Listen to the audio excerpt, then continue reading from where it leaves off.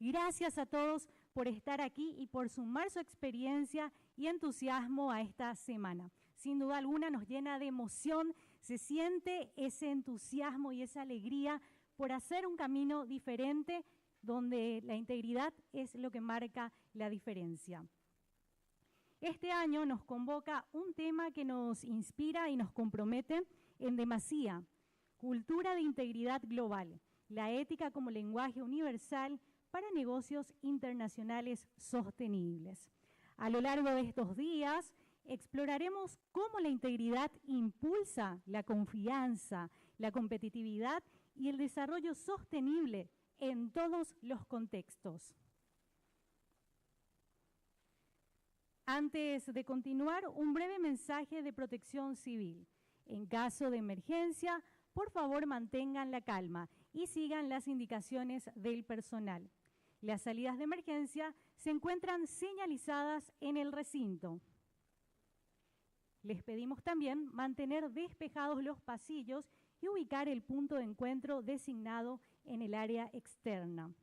Queremos expresar nuestro sincero agradecimiento a todos los que de alguna u otra forma hacen posible la realización de este hermoso evento, aliados estratégicos, cuyo apoyo ha hecho posible esta semana.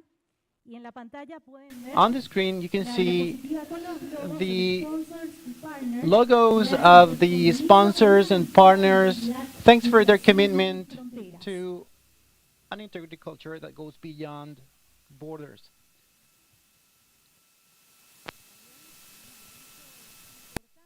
Also, important announcements: credentials. Carry your credentials, your badges, in a visible space or spot. The current agenda is available through the QR code. We have English, Portuguese, and Spanish interpretation. You can request your receivers, your equipment at the entrance. Also, it's important to have your participation. That's why please register so that you can have access to this certification. Now, we want to open this event with our look on integrity as the basis for more fair, sustainable international business. Welcome everyone again. Round of applause.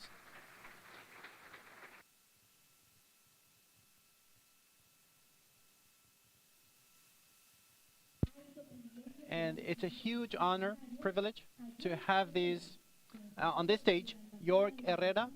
He's Counselor of the Embassy of the Federal Republic of Germany in Paraguay. Mr. Herrera, the floor is yours.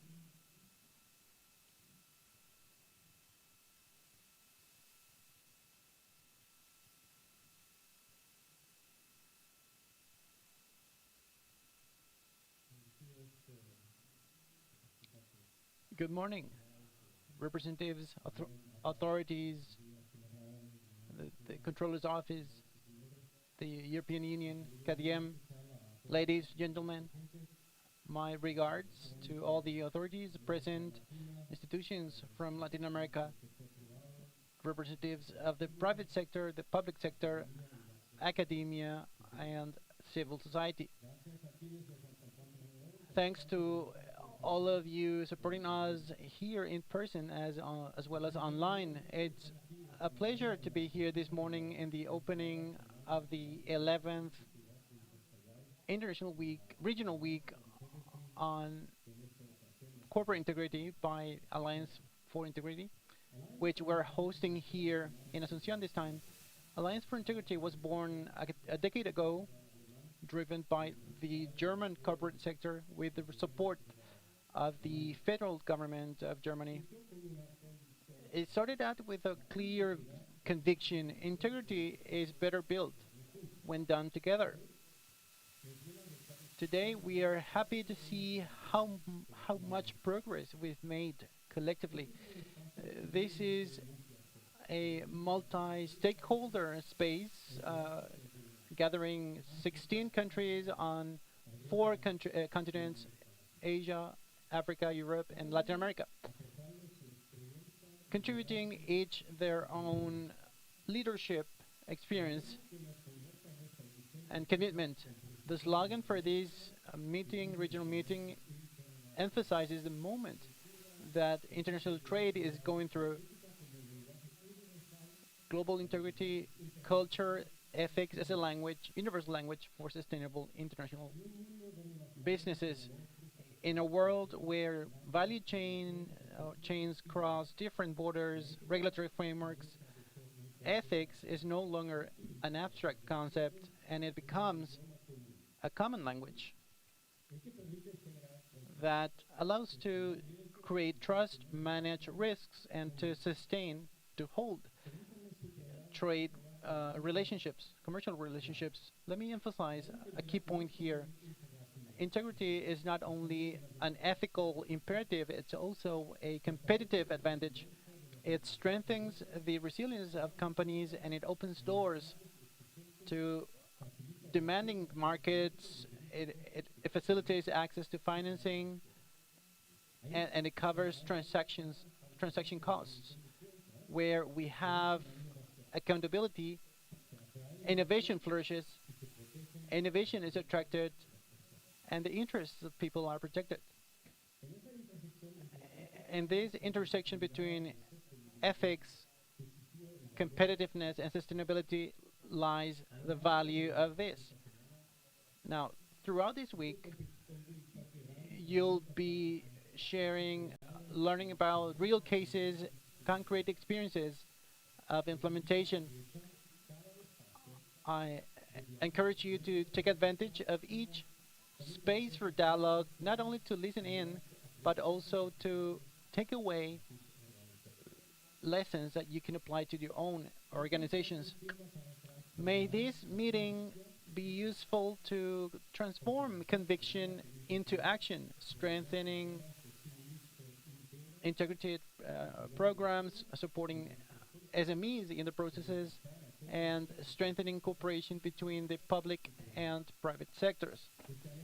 From Germany, we reiterate our commitment to continue supporting these alliances. We are convinced that integrity and trust are built collectively with perseverance and a long-term vision. You can count on us to continue promoting together with you a culture of integrity that goes beyond borders and that makes businesses into a sustainable business driver. I wish you all a very productive event. Hope you take away many lessons. Thank you.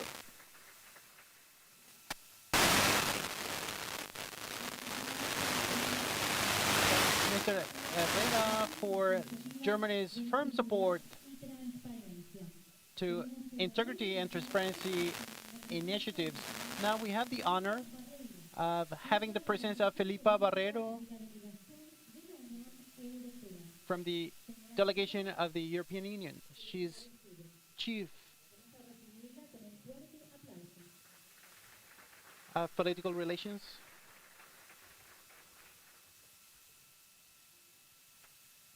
Or something similar. Good morning, everyone. It's a pleasure to be here. Ladies, gentlemen, representatives of the different sectors, partners of Alliance for Integrity, APAC, the Controller's Office, CEPRELAT, and of course, the German Cooperation Agency. It's a pleasure to join you in the opening of this week of the 11th week, regional week on corporate integrity in Latin America here in Asunción. This event being held in Paraguay is a recognition of the work of institutions, companies, and partners to strengthen corporate integrity with an impact on trade, business climate, and other areas. The first message is very simple. Integrity and governance are a competitive advantage. Today, international markets value even more traceability, legal certainty, and the observance of social and environmental standards.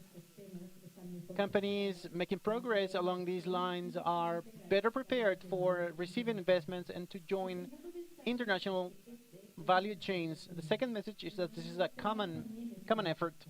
In the EU, we're also taking action with the directive on corporate sustainability. We have established the obligation to prevent, mitigate, and remediate risks to humans and the environment in their operations and in their value chains.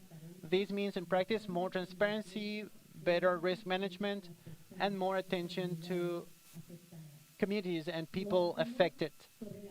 We do this on the basis of shared international experiences, the guidelines from the United Nations, the Labor Organization, and others. These principles have been taken on by Latin American authorities. This same approach is reflected in our agreements with partners across the globe. The EU has trade agreements with over 80 countries covering 40%, over 46% of the EU trade. In this context, the EU-Mercosur agreement also includes a chapter on sustainable development and trade facilitation. The EU-Mercosur trade agreement can reinforce even more the cooperation in terms of good governance, integrity, and other aspects. But this agenda needs concrete support. The EU supports companies regionally in close cooperation with Germany and other national partners like APAC in Paraguay. Also, practical guidelines for companies and institutions are offered. You learn more about this tool in one of the panels that we'll be listening to today. Integrity is a condition for trust, for strengthening the insertion of our economy in the international context. If we work together, this can be translated into opportunities for Paraguay and for the Latin American region and for the relations with the EU. Thanks for your attention. I wish you have two very productive days with lots of lessons and things that you can take away. Thanks, Madam Filipa, for your leadership and the promotion of integrity and sustainability. Next, we have Mario Florencianes, Director of Cabinet, Controller's Office of the Republic of Paraguay. We receive him with a round of applause.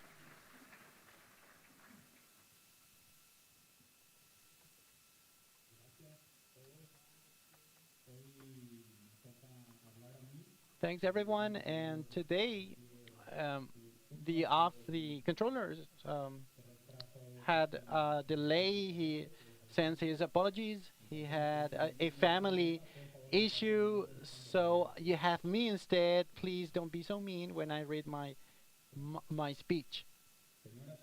Ladies and gentlemen, national authorities, international authorities, representatives of the private, public sectors, the academia, international organizations, and higher supervision entities in the region.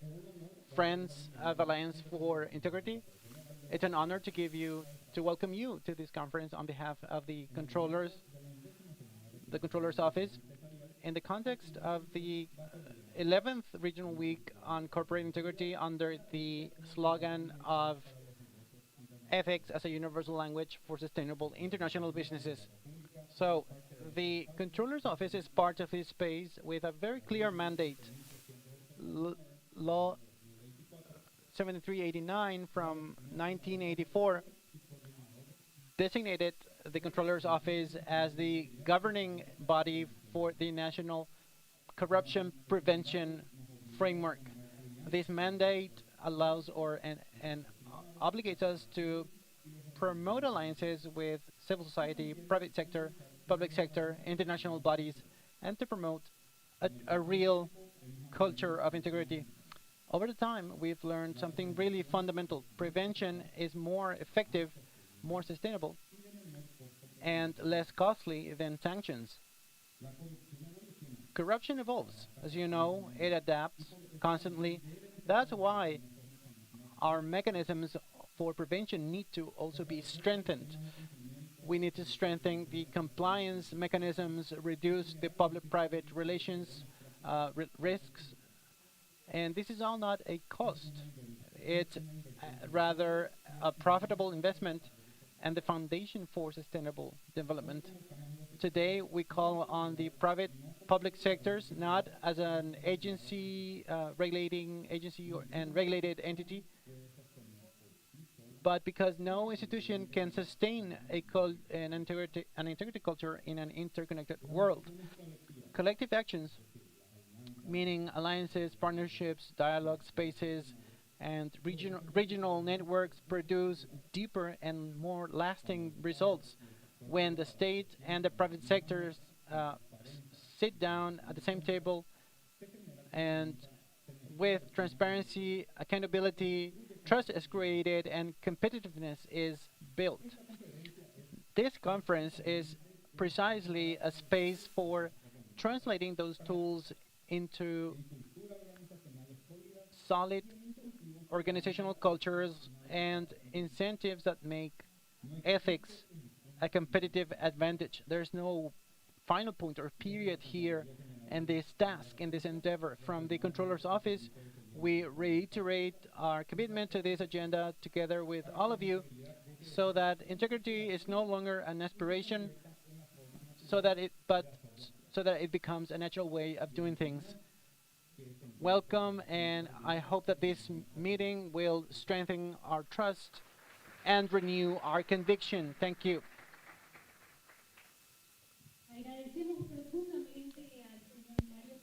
We thank Mr. Mario for his commitment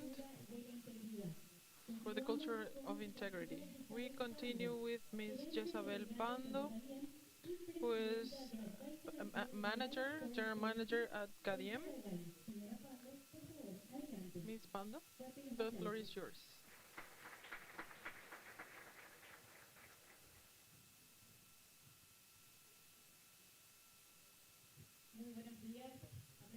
Good morning, authorities present, leaders and representatives of the public, civil sector, the academia. For us, it is an honor to be able to celebrate this regional week of integrity. We are aware that integrity is important and it is a good business it's a good business. I want to make you think or question if we are sufficiently uncomfortable to change something in reality. We are committed and we know that integrity is important. You have left your countries, your places of work to be here and to talk throughout these days about integrity. And are we really conscious that sustainability need to feel uncomfortable, that uncomfortability to create a positive impact. Throughout these days that we have been talking about real problems and past problems that we haven't been able to solve, we have created osmosis, and that feeling uncomfortable is something we need to go through to create change. The call today is to action, to keep questioning ourselves if we have the necessary tools to create the movement that we need to for that positive impact that we hope for. The call today is to leave our passive position, to stop waiting for that call or invitation, and that we are the ones who stand up and create those spaces to gather all the different stakeholders who are committed to a better future. We need to think that our passivity might not take us to a better place. We are going through a digital revolution where many decisions are being taken by algorithms and where human criteria is more and more important each day. We need solid ground to take us further away.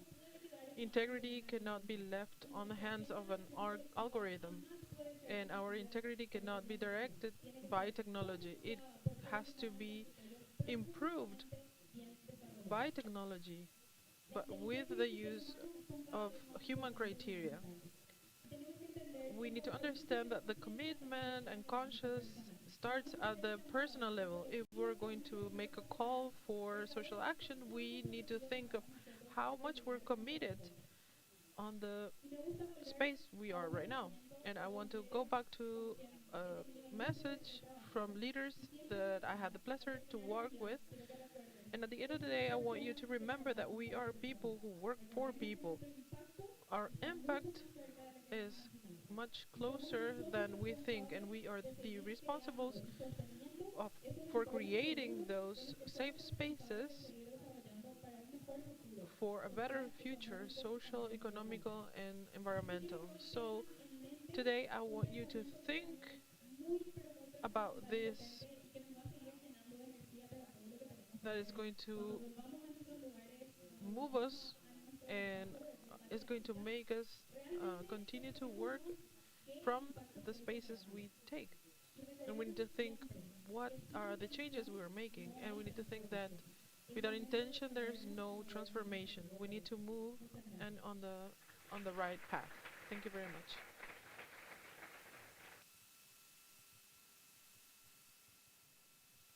Thank you so much, Ms. Pando, for this call of action to collective action and to enhance the collaboration between the public and private sector. Now, it is important to mention that this event would not be possible without the commitment of the National Hub of Alliance for Integrity, and for that reason, it is an honor to receive, and please give a warm round of applause to Ms. Miriam Estigarribia, who is president of APAC, and from the Hub of Alliance for Integrity in Paraguay. Welcome.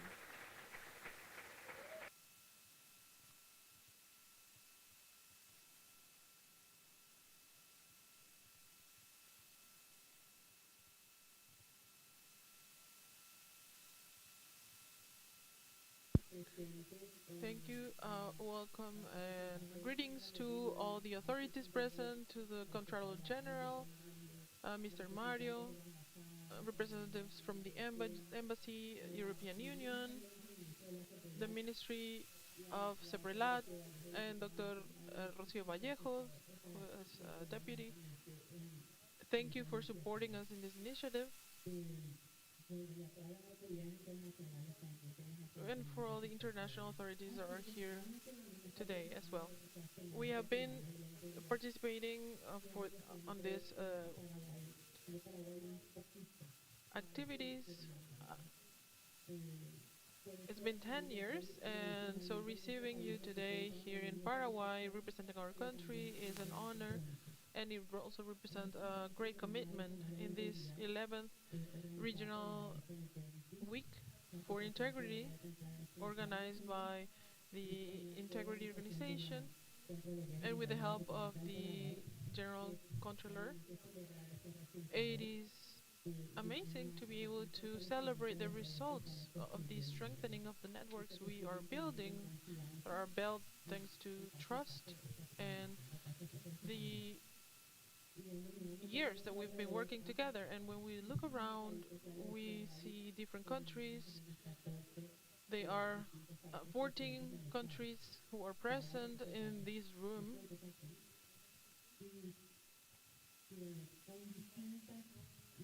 with different stories, cultures, ways of looking at the world. However, there's something that can unite us, which are values. We can speak different languages, but honesty will always be understood in every language. We might have uh, different customs, and that's our that's the base of this edition of this integration week. And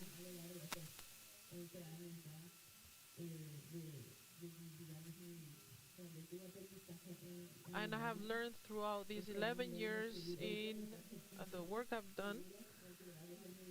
Many of you have expected me maybe to show up in these typical clothes, but every year I try to take something from my country to different countries.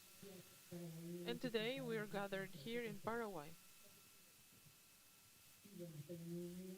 So I'm very excited. You can see, and here we can see these young people who are wearing the colors of the different countries who are here with us, who are students from the National University, who are volunteering in this event. And there's something fundamental that to build this integrity culture, we need to bring values together because our roots teach us values, and when we know where we're coming from, we are aware of the responsibility of what we're going to leave behind for future generations. I invite you to listen to each other from our differences, to find each other from our voices, and to show who we are, and to strengthen this network we have been building for so many years. That at the end of this week, we not only return to our countries and our houses with different ideas and new contacts, but with a strong conviction that our cultures can be different, that integrity can be our common language. And if we can work together, talk together, will be able to build the legacy of a region that deserves this. Thank you very much.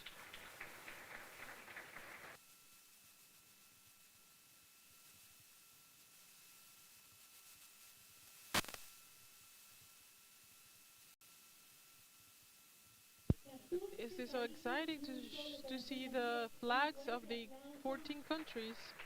So, a big round of applause. They say that what's good should be left as a registry. And I would like to ask you to stand up. We're going to take the official photo of the day. And I'm going to tell you something very special.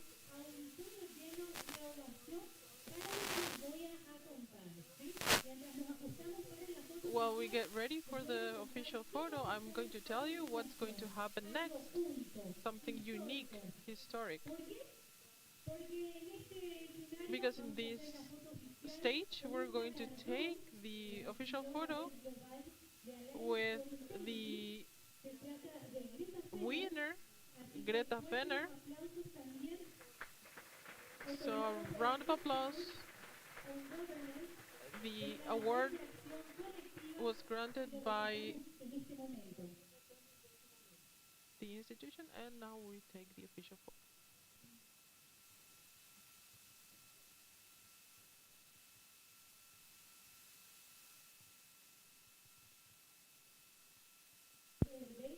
So with this recognition, we thank you for being part of this story and the commitment to this network. Each one who are working from your different spaces. A big round of applause. This is the photo that will go around the world.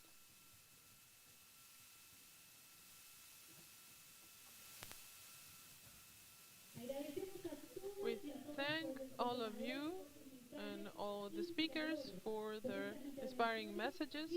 With these interventions, we open our session with the logo of the Culture of Integrity. And now we continue with the program.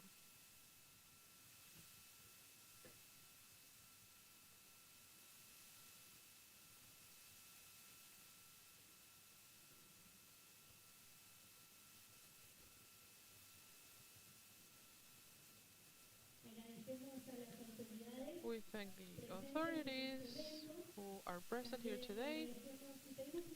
We also ask for a round of applause to Mr. Mario Florencianes for participating today.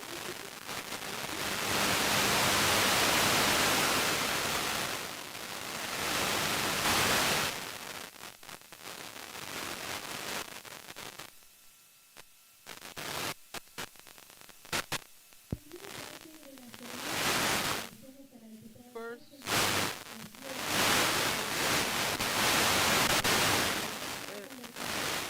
for being here, for being present today.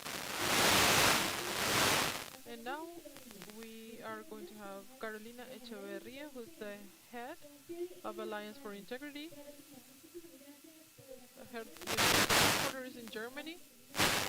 Thank you, Carolina, for opening this space for the panel on sustainable supply chain.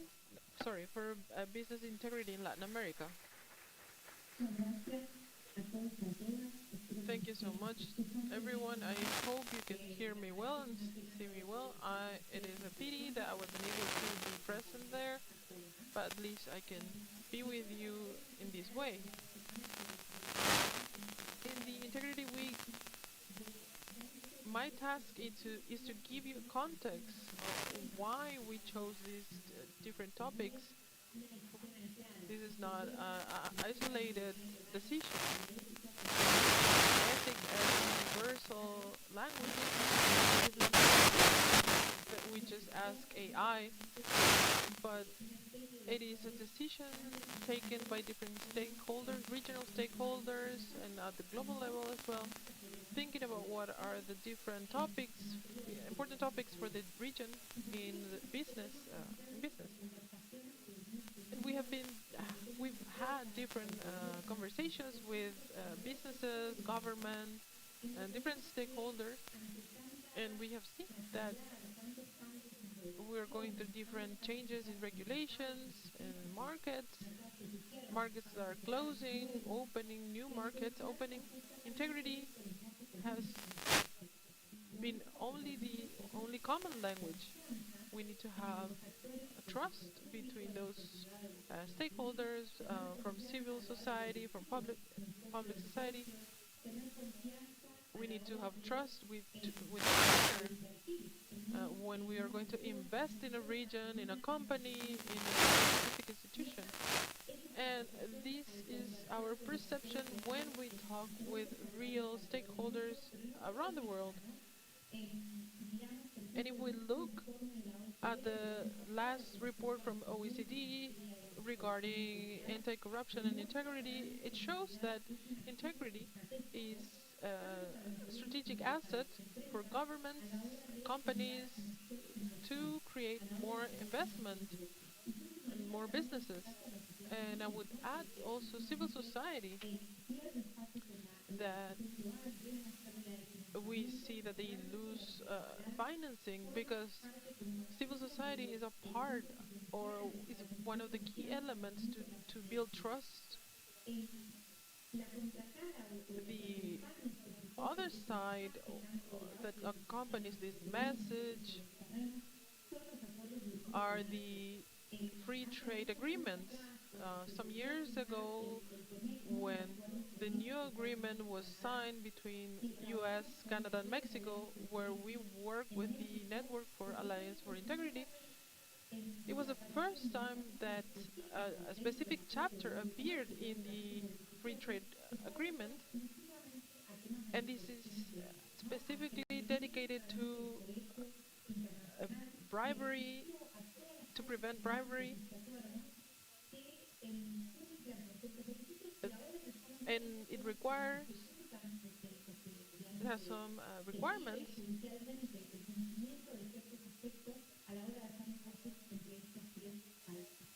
for making business between these three countries. The most recent example was the agreement between the EU and Mercosur, which is for the region one of the most relevant agreements that has been signed in the last few decades.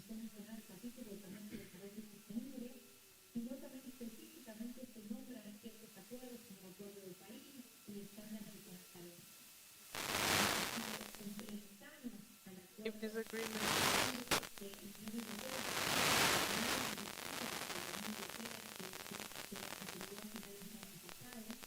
with the new directive of the EU launched last year, all the companies that want to invest or be part of the value chain in the European Union or in Latin America, they have to follow the standards of the anti-corruption law.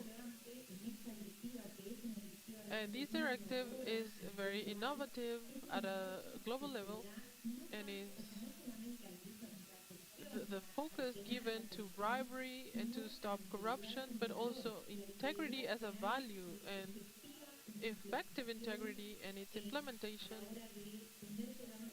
when we have real integrity programs.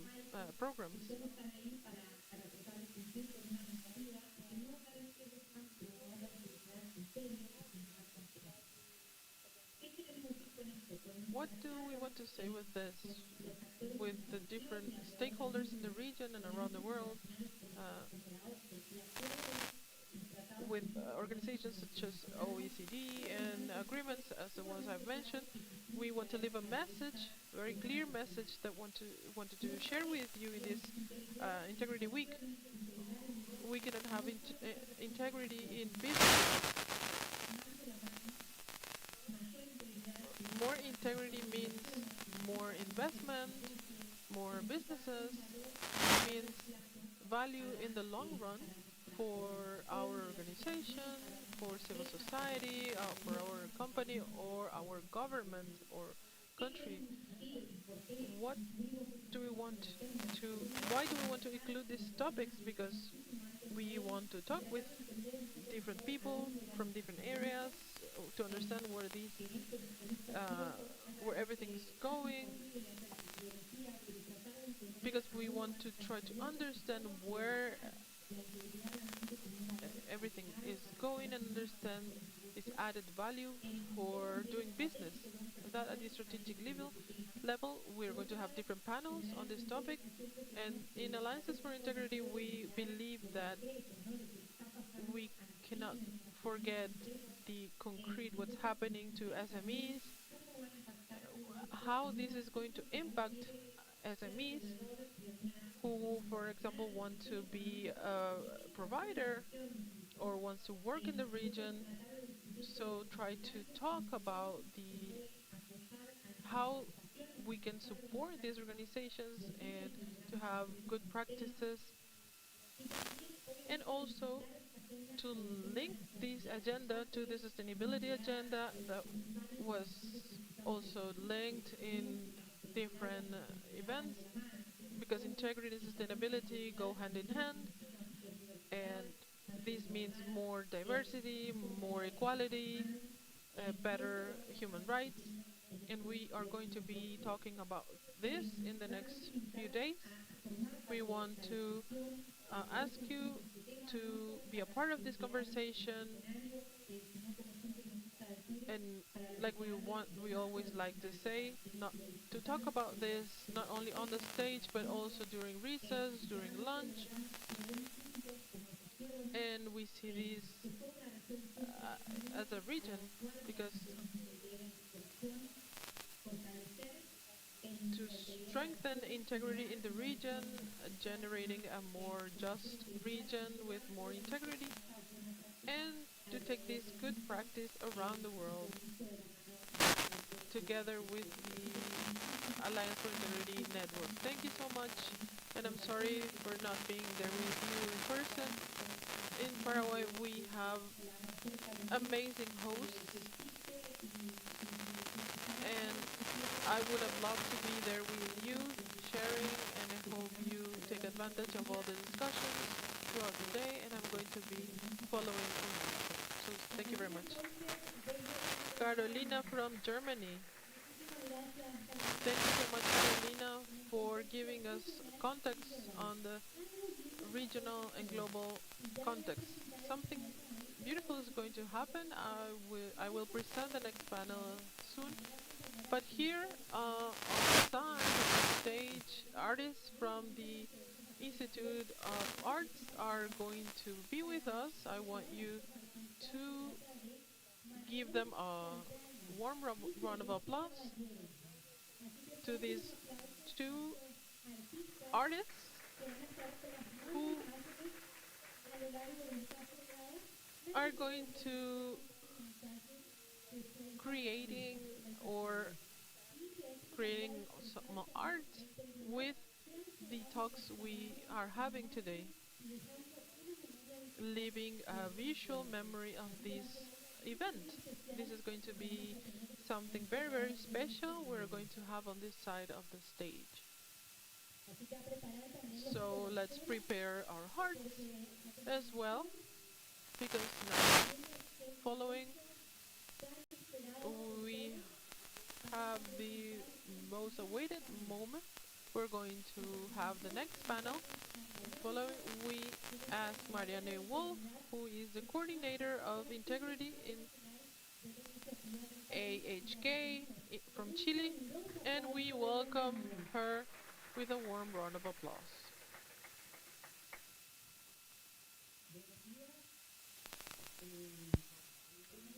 Good morning. I have the honor as a project leader of Oaxaca, Chile, which is a national hub, to present panel number one, the one we start with sustainable supply chains, integrity as a driver of green transition in Latin America. I now invite our panelists to get up on the stage. Alice Guimaraes, she's Economic Area Director, Brazil. Pamela Vago from Geneia SA, Manager of Internal Audit, Compliance and Information Security, Argentina. Welcome. Eddie Jorge from UNIDO. He's International Technical Advisor for Paraguay. Livia Guzman, Cooperativa Agro Solidaria. She's Administrative and Accounting Manager there from Colombia. And lastly, André Turino, Eldorado Brazil Cellulose SA. He's Head of Compliance, Internal Audit, and DPO Brazil. This panel will cover how integrity drives more resilient supply chains and more aligned with green transition. A round of applause again, please.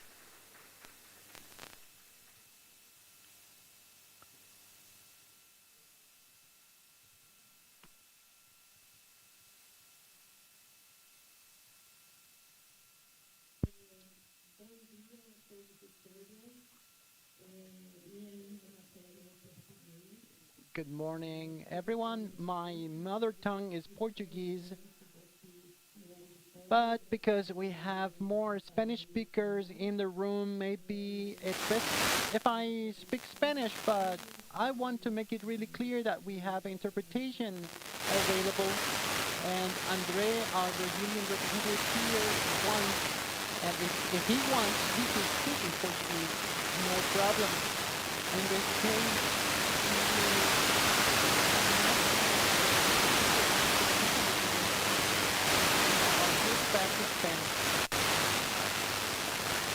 the commercial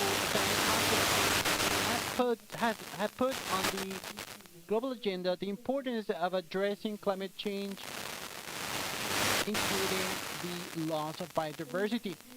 As a consequence, companies and governments alike are redefining the way they produce, market goods and services. Under that scenario, supply chains play a strategic role to respond to the new legal and market requirements. Latin America is key for the green transition because of its agricultural, forestry, mineral weight, but it also faces challenges like informality, traceability, deforestation, and corruption. In this context, green transition shouldn't be understood only as a legal requirement, but also as an opportunity to strengthen competitiveness, to attract responsible investments, and to consolidate commercial relationships in the long term. This requires a coordinated action between different stakeholders to contribute to the protection of the environment and the mitigation of climate change.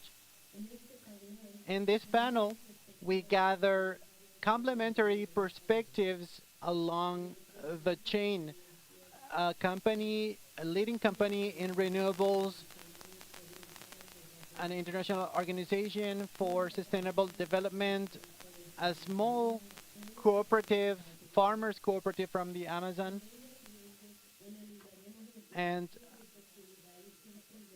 a cellulose company. Together, we're going to analyze the new requirements for sustainability in order to strengthen competitiveness, to promote responsible business, and to promote an articulated action towards more sustainable marketing and trade. We start with Pamela Vago. The energy transition in Latin America relies more and more on the trust of investors, local governments. From your experience at Genea, how does this become an enabling factor to attract responsible financing and to consolidate long-term alliances? Thanks for your for the invitation. And well, this is very wide question to provide some context as to what the leading company in renewables in Argentina is.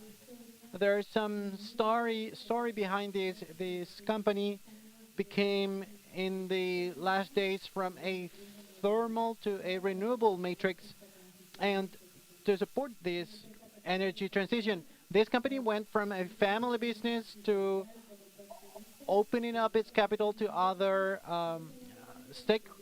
shareholders, although it's not listed. But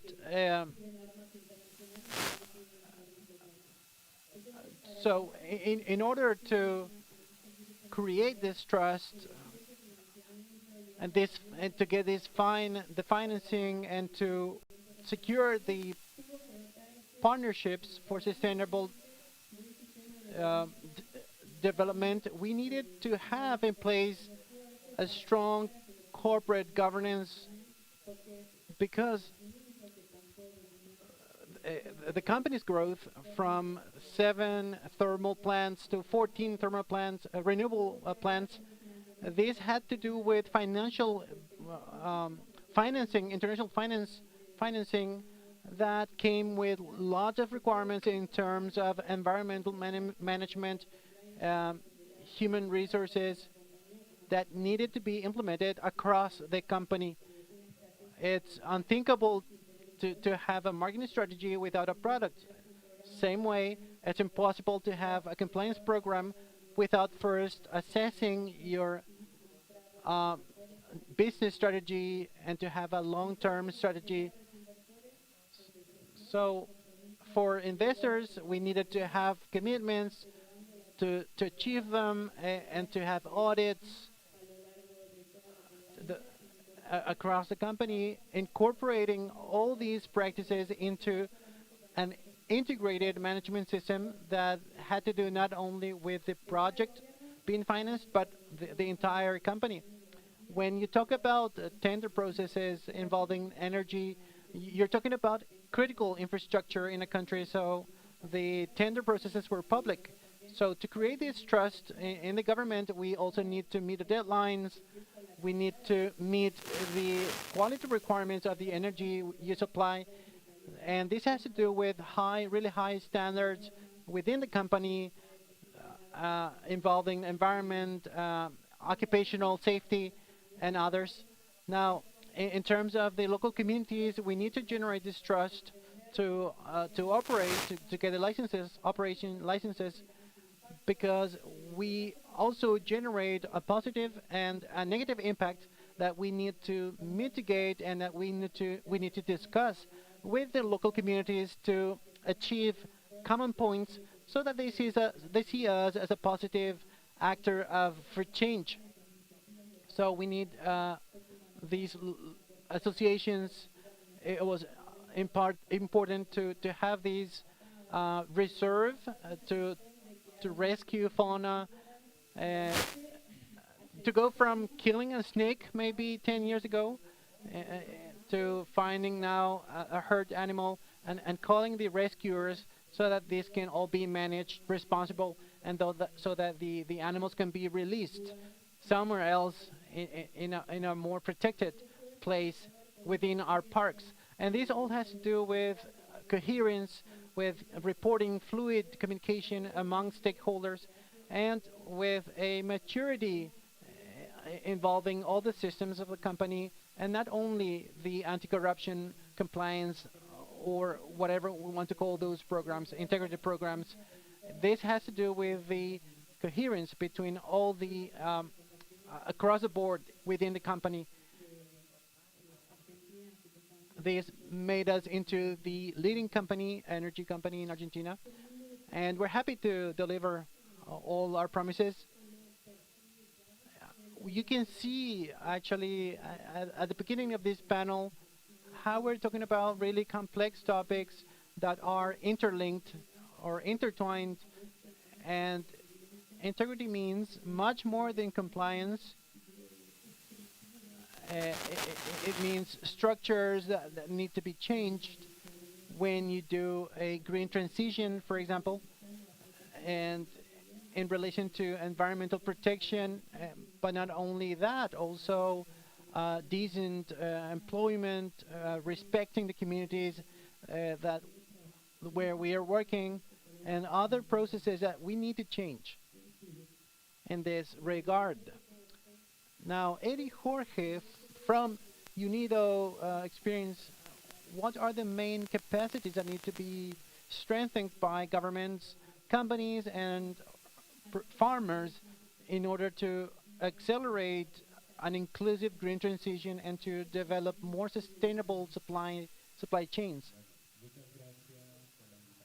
Well, thanks for the invitation. Good morning, everyone. And if we have to talk about this, well, that will take the whole morning. So I'm gonna try to be brief, summarize it into four capacities that from the UNIDO's capacity we consider to be fundamental. The first capacity is institutional capacity. Governments need to have clear policies in place. Institutions need to be coordinated, and we need a quality infrastructure that allows to measure, certify, and check compliance with environmental and production standards. Now,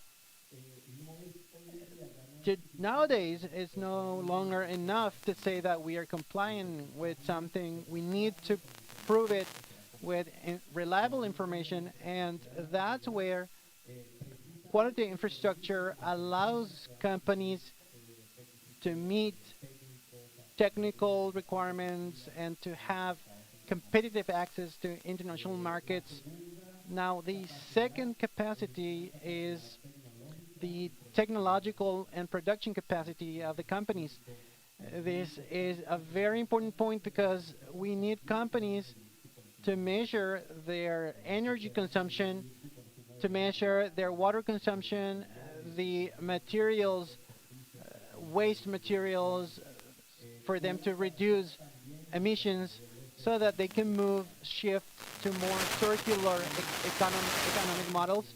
From UNIDO, we promote approaches that go lean toward clean production, efficient use of resources, where sustainability and competitiveness aren't opposing objectives.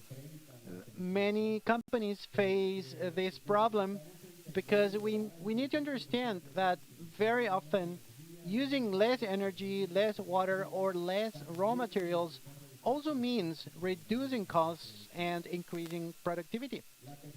Now, the third capacity has to do with the traceability and information management, which is super important. Supply chains are more and more complex nowadays. Very often we find conditions where we produce, but we can't trace where it's all coming from. We can't trace its environmental impacts. But we have tools now that can help us with that. Technology on its own won't solve the problem. We need to have reliable information. We need to have the willingness to share information among the different stakeholders. And because we have technology and because we have information, that from this comes the fourth capacity, which is the capacity for governance and integrity. We may have very good regulations in place, may have excellent technology, but if technology we have is not reliable, or if processes aren't transparent, or if there are spaces for corruption, then sustainability will lose its credibility. That's something that we need to fight against, and we need to have this credibility. So that's why, from our perspective, integrity and sustainability need to go hand in hand. Integrity is what will allow to generate trust using traceability, to generate trust with certifications and environmental data, and finally the entire across the entire supply chain.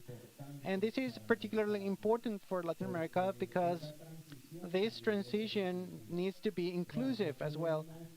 We can't create systems that are so complex and so costly that end up excluding SMEs or cooperatives or small farmers. So we need to support them with very good technical systems, with capacity building, with access to technology and financing mechanisms that are adequate and suited to them and sustainable. Thanks, thanks, Eddie. In your speech, you mentioned criteria we need to have so that we can have more sustainable chains. You talked about institutional capacity, traceability, circular economy, so that we know what to do with the waste materials.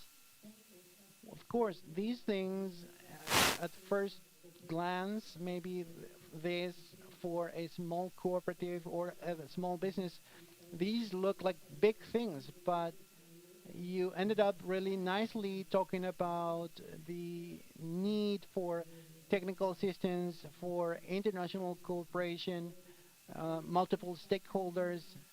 And now, with this, I give the floor to Livia. She's a leader of a cooperative in the Amazon region. Livia, I want to know what changed in your vision, in your organizational practices after participating in a Colombia, Brazil, Germany project focusing on governance and environmental issues. Well, first, I want to say that I'm really excited and to have this such a nice audience. And I want to give you some context of our situation. We are in the Amazon region in Colombia, in a place with just over 30,000 people, a small town, and about 40% of that population is rural. We only have 18% of school connectivity. That's really low compared to cities, even in Latin American cities. And this very sad number, it's really sad. Well, the fact that it's rural is not really sad, but 44% of the deforestation in the Amazon happens in our town. In this context, then we have a small association. In other regions, we call these associations cooperatives, with the support of Alliance for Integrity. And well, we are implementing many things. We've learned many things. I want to highlight three of them.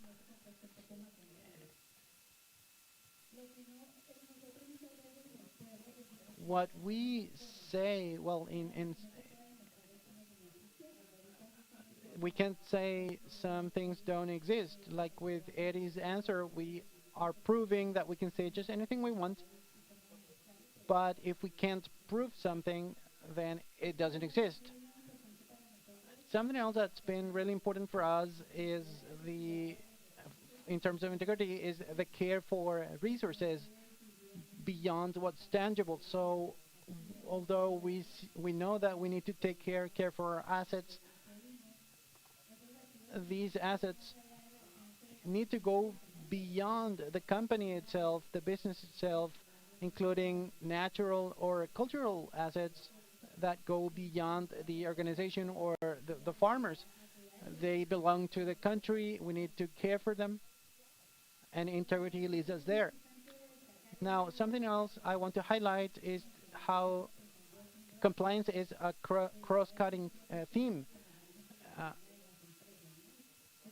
it's like it's a way that we take care of ourselves and make sure that compliance covers all of the areas inside or within and also outside. I was speaking with a friend from Mexico in a talk and about how small farmers do this or go about this culture of proving things, and these topics are really complex, but we need to adapt because if we want to uh, get out or from this small context, we need to adapt to the world, to the larger world.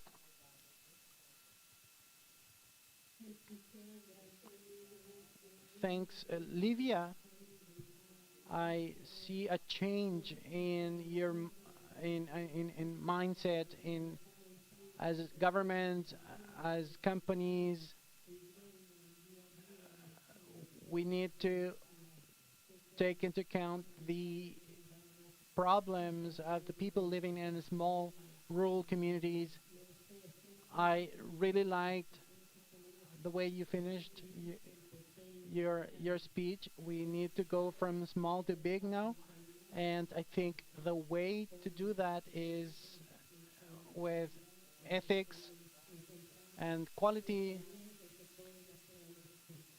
and trying to find a common path for everyone. Andre, green transition in Latin America uh, should prove that it's possible to grow sustainably. From your experience at El Dorado Brazil Cellulose,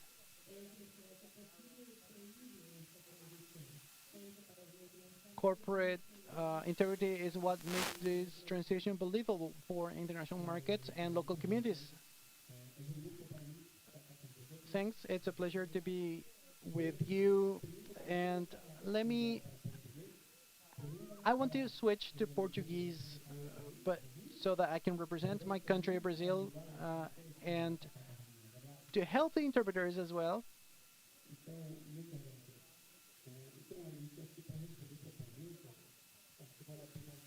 To answer your question, it's important to speak about forestry. I work for a company that's mainly forestry based, and this means that we are ahead because the company it was born green because a forestry company is not sustainable, then business is over. So, for you to understand, the company produces cellulose. We plant thousands of hectares of eucalypt in the center west of the country. We harvest, take the trees to the factory, and we export about 90%, and the other part is used in the internal domestic market. The cycle lasts for 7 years, and then the cycle needs to start over again. We need to plant in the same place again. That's why it needs to be sustainable. We have 100% green energy. We produce our own power, and apart from providing power to the factory, we have surplus power that we sell to the city, and we also reuse 80% of water, processed water that is, which is returned to the rivers after treatment. We have water treatment stations, really big ones, and we are aware that we are the first company in this sector to have a power plant. And when wastewater is returned, we use that for driving turbines to generate electricity. So it's a really sustainable company then. But how did we get there? Apart from the nature itself of our business, what really helped us was getting international certifications. And this is the message I want to give you. We're discussing ethics, integrity, compliance here, but we need to find established relationships between the public, private sectors, the academia, and having these international certifications is really helpful when I address the public about what I do. This really helps to transparency, and only with transparency can we generate credibility. And I've worked in compliance with many large companies, and executives understand that compliance is really close to the business. But some executives see compliance as something separate. But international cooperation helps these executives to see that compliance is not a separate thing, and they need to understand that 90% of what we produce goes abroad, outside Brazil. So these certifications help us, and these certifications include effective reporting channels and other mechanisms. So I believe that the evolution of society, to continue talking about integrity and sustainability, it's important for the public-private sectors and the academia to continue the conversation.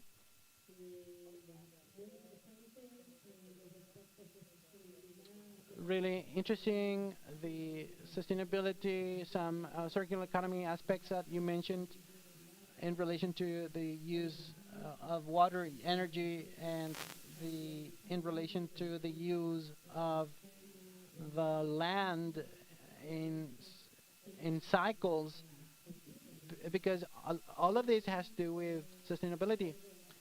So I go back to Pamela here. Andre was talking about certifications. So from your experience, I want to know how you manage or you make compliance sustainability standards to extend across the chain, including local communities, technology, and what lessons have you learned during this process? Like our colleague here said, they go hand in hand with the maturity level of the company. We shouldn't dissociate and do a top-level compliance program without first maturing this process internally.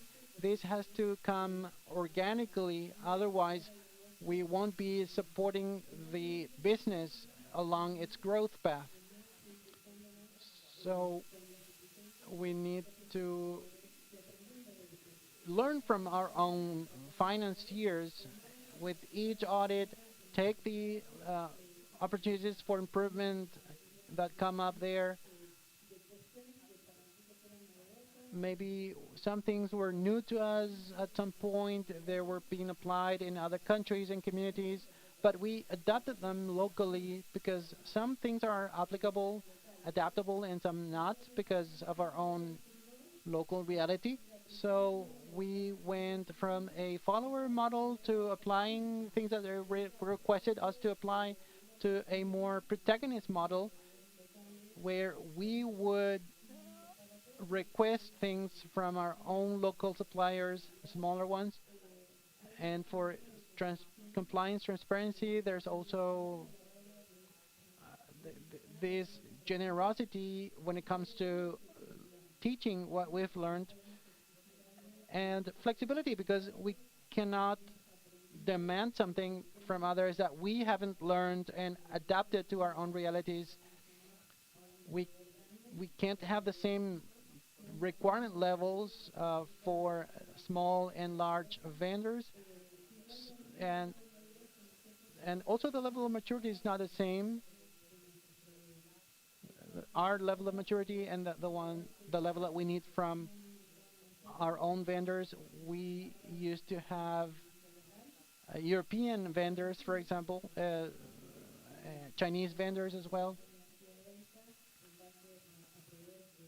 When we learned from them, we understood that we would learn from them, and we would copy whatever practices they were implementing,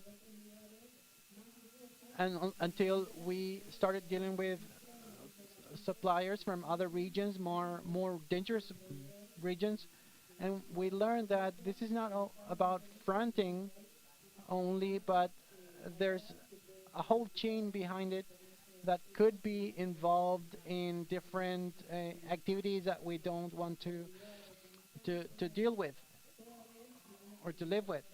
So every time we would onboard a new supplier, vendor, a new product, we reassessed the risks to apply other different procedures than the ones we had before, so that we could cover all those risks, understanding that behind all that there are people, there is an environment that need to be taken care of, and being generous in the understanding that there are practices. I found it really funny that our master of ceremony was telling us about the emergency exits, and because when we have our vendors visit our site, apart from telling them where the emergency exits are, we tell them about our PPE equipment, and we also give them a leaflet on violence at the workplace, and to understand that psychological security is part of our culture, that there are channels, reporting channels where you can go, you can use if you're being harassed. Because if we're going to require our value chain to have violence protocols in place, and these are really small vendors, but we can give them the tools to develop these protocols internally, or alternatively they can report, use our reporting system. Thanks, Pamela. You can see the number of processes, the complexities, the importance of understanding what's included in the certification or certifications, the role of certifications to start driving this whole thing, and above all, understanding the path that the company needs to take so that this can all be in alignment with the local reality. You talked about best practices, and then we went to one question there. We're going to one question for Unido now. What best practices have you identified that are helping Latin American companies move toward more sustainable value chains? Well, very good question because there are many interesting experiences. One of them, well, being the importance of knowing who you're doing business with. One of the best practices that we could mention is digital traceability. More and more, we are able now to use digital platforms, sensors, interoperable systems, many technologies that allow us to do a tracking on the raw materials and also our suppliers, the people that we're doing business with, and what customers are we getting involved with. This is all really important, and I want to focus on the product side because this not only helps us with the logistics efficiency, but also this provides the sustainability that we mentioned before. It allows us to respond to this very fundamental question, which is, can we trust the information accompanying the product? This is very important to have in mind, and this digitization of traceability is really helpful. Now, a second practice that's really recommendable is going from managing waste to circular economy models. That's really important, and this means changing the mindset and going from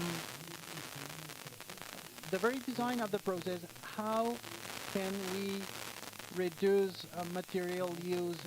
How can we reuse them? How can we add more value to the products? And how can we connect our waste to raw materials in other companies? That would be important. An interesting example, UNIDO has the eco-industrial parks where we have a global eco park program in Colombia, Peru, and other countries where we want to seek to promote the efficiency of production, a cleaner production, and to have these symbiosis. Experience has shown that there are concrete opportunities to reduce the use of energy, water, and materials, and also to reduce emissions. And while we do that, we can generate profit for the company.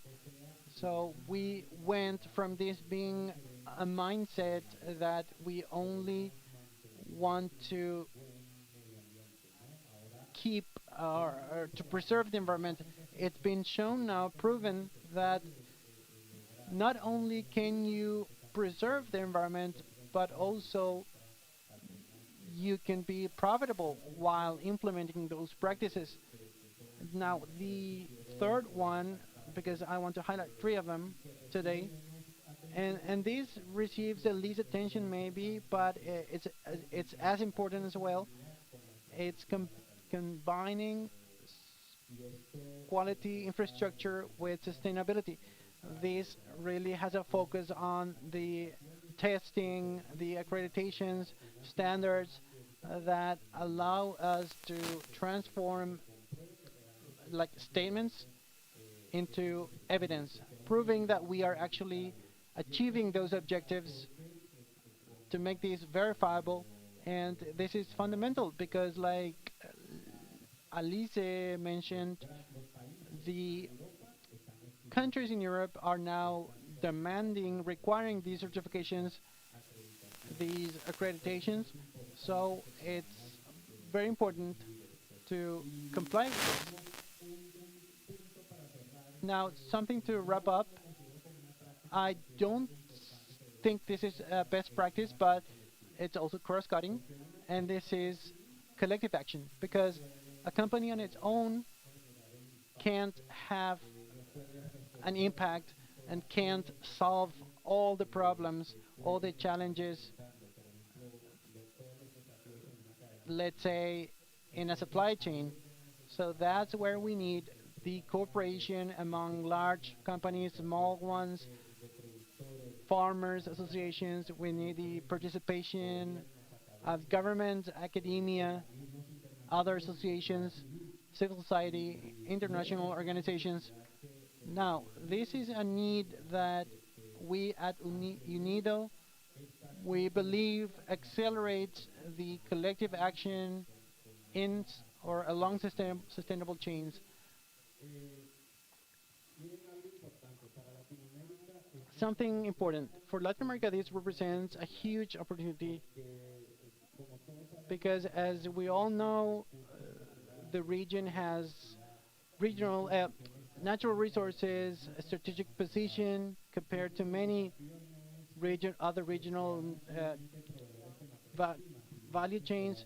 The challenge is to add more value and to add more technology sustainability and more trust within or to our chains. That's the direction we should be taking for the industry in Latin America and the Caribbean. Thank you so much, Eddie. You have talked about different aspects, and among them, you mentioned a view on different rules and changing of strategy on how we can work energy efficiency uh, regarding the economy, water, and how we can have the smallest impact, and the importance on collective action.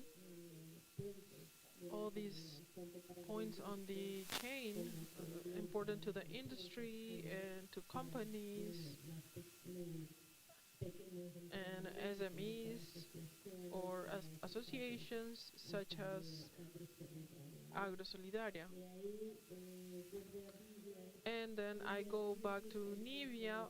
From your experience in Caquetá, how can an organization of small producers strengthen their role in the supply chain, and what advantages have you noticed since you started this road regarding access to market, generating value, uh, territory challenges?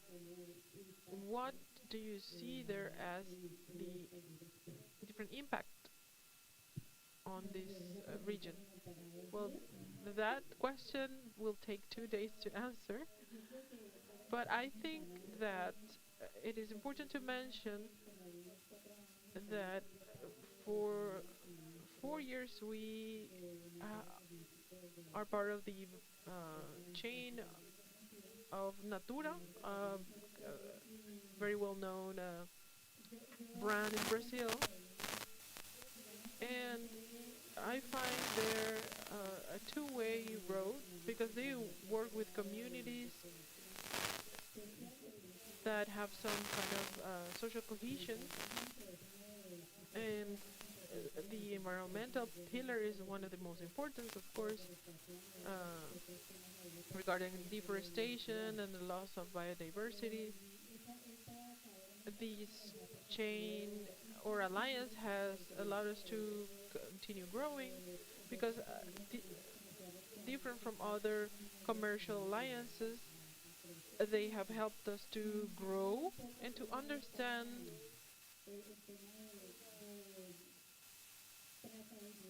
traceability that we have been talking about, and you have accompanied us for that to happen. And our responsibility as part of that chain,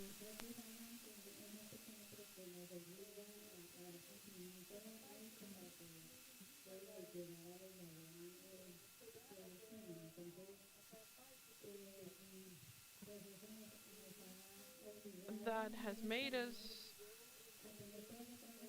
to have that traceability and to be a part of the seal, that the UEVT seal, that's already a part of our culture, because we basically work with native products from the Amazonia, and in this case with Natura, we give them products for their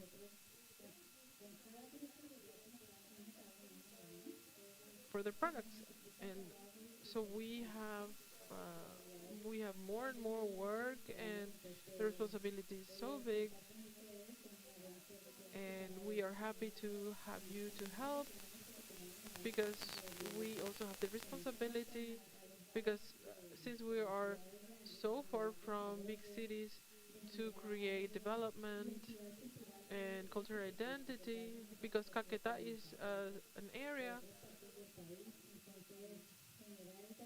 that is very far from big cities, so being able to use all that richness that we have, and sometimes we feel that they are part of our cooperative responsibility, and that's our success is based on that. Thank you so much, Livia. I know we could talk about this all day, but I think that for the audience, this is very important to understand that from your local view how they are working with these different processes. We're seeing step by step how to change processes, how to obtain data, how to guarantee that what you do in a sustainable way.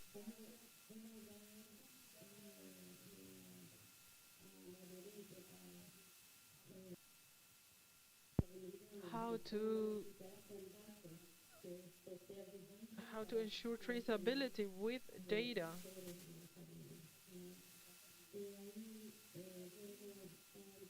And then I go back to Andre. We are always talking about the new frameworks. We have two new frameworks, regulatory frameworks, the UCA and the life integrity throughout the value chain.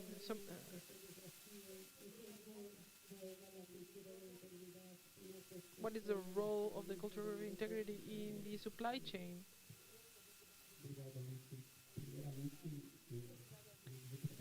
Thank you.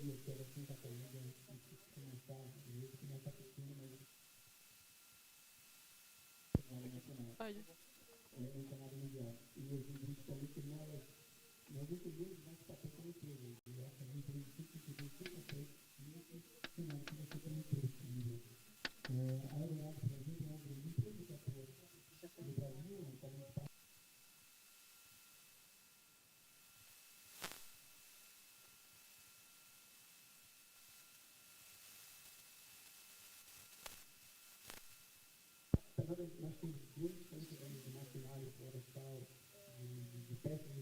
Besides having different providers, of course we need to focus on local providers, and we understand our role and the importance of the activity that we develop. We have diverse work for developing producers, and we do this because we need to have uh, local producers for activities that we need. For example, we have a program for family agriculture. We give materials and instructions so that small producers can can plant tomatoes, lemons, and then we can buy the production to we also have different programs to accompany values in school.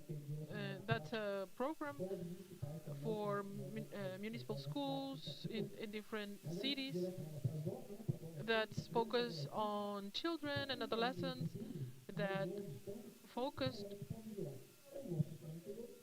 that they will become producers in the future.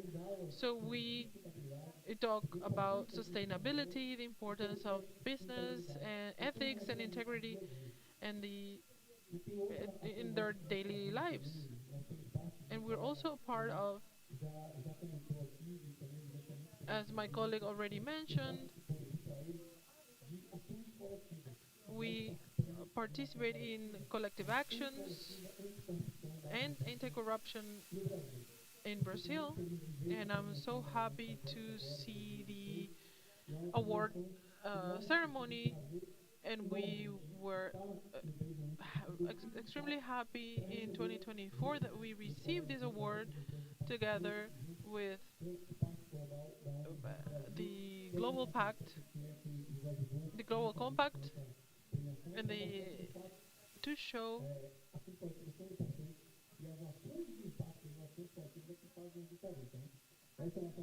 that impact makes a difference. They are helped by the Global Compact Brazil, and this came about thanks to the initiative. It is important that private companies are doing different courses. Our companies are associated to different Brazilian companies, global Brazilian companies, and we are doing our best. We have really good practices and good governance and their testimony to show us how sustainability and integrity help each other. So again, a round of applause for them.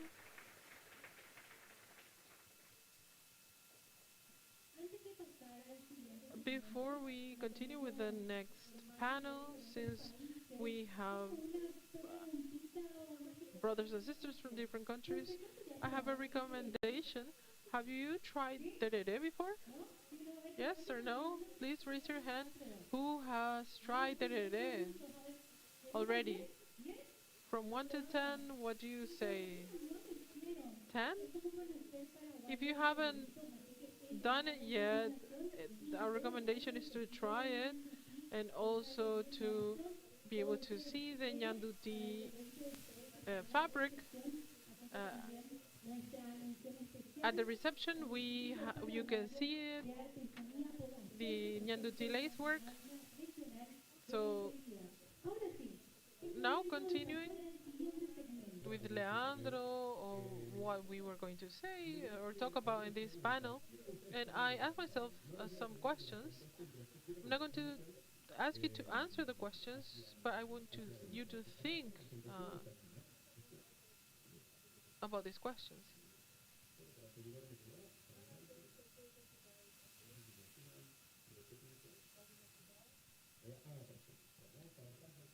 Okay, perfect.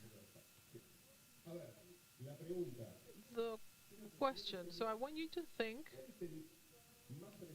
what's the most recent scandal on integrity or compliance that you remember? What's the last Volkswagen, Siemens, not by the names of the companies, but that just because they resonate and it moved integrity and compliance. Think about this. If I had to risk it, probably you cannot find it in the last 2 years. You won't remember. And there is an image that does not lie.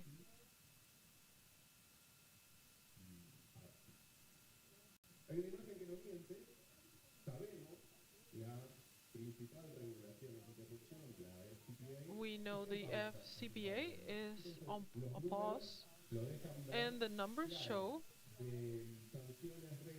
that we had record sanctions.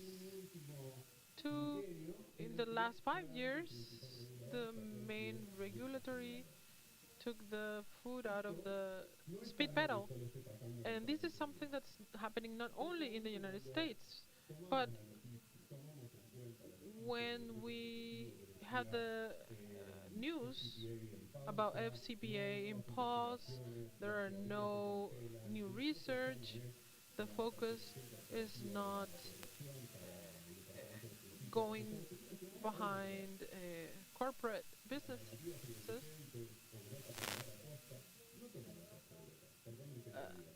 Europe did not take the lead. UK's SFO did not take the lead in the last 5 years. It was a very mediocre. They only closed one agreement. Recovery for the UK, it was only 5 million pounds. That's only like a fish and chips and a pint of beer, so it's not enough. I was looking at the numbers and I wanted to talk to you based on data. And to be honest, this year the National Assembly, they were talking about reform that was about to pause the agreements. I'm not showing this as an affirmation, but a thesis that we need to analyze together. We need to think if this perspective is correct, if it is correct to say that compliance is a key that opens doors. If I guide myself by what Leonard McCarthy said, that the VP of Integrity of the World Bank said, and this is direct citation, I like it because he used the word passport. He said that a solid and credible compliance program is a company's passport to doing business in development projects.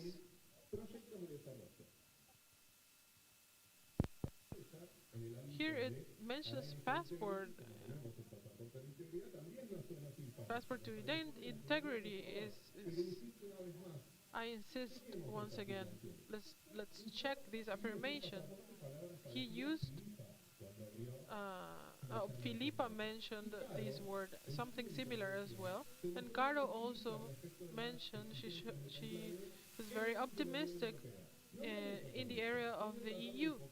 I'm not going to deal with that. I'm going to talk about Latin America and with a similar vision to the one from Caro.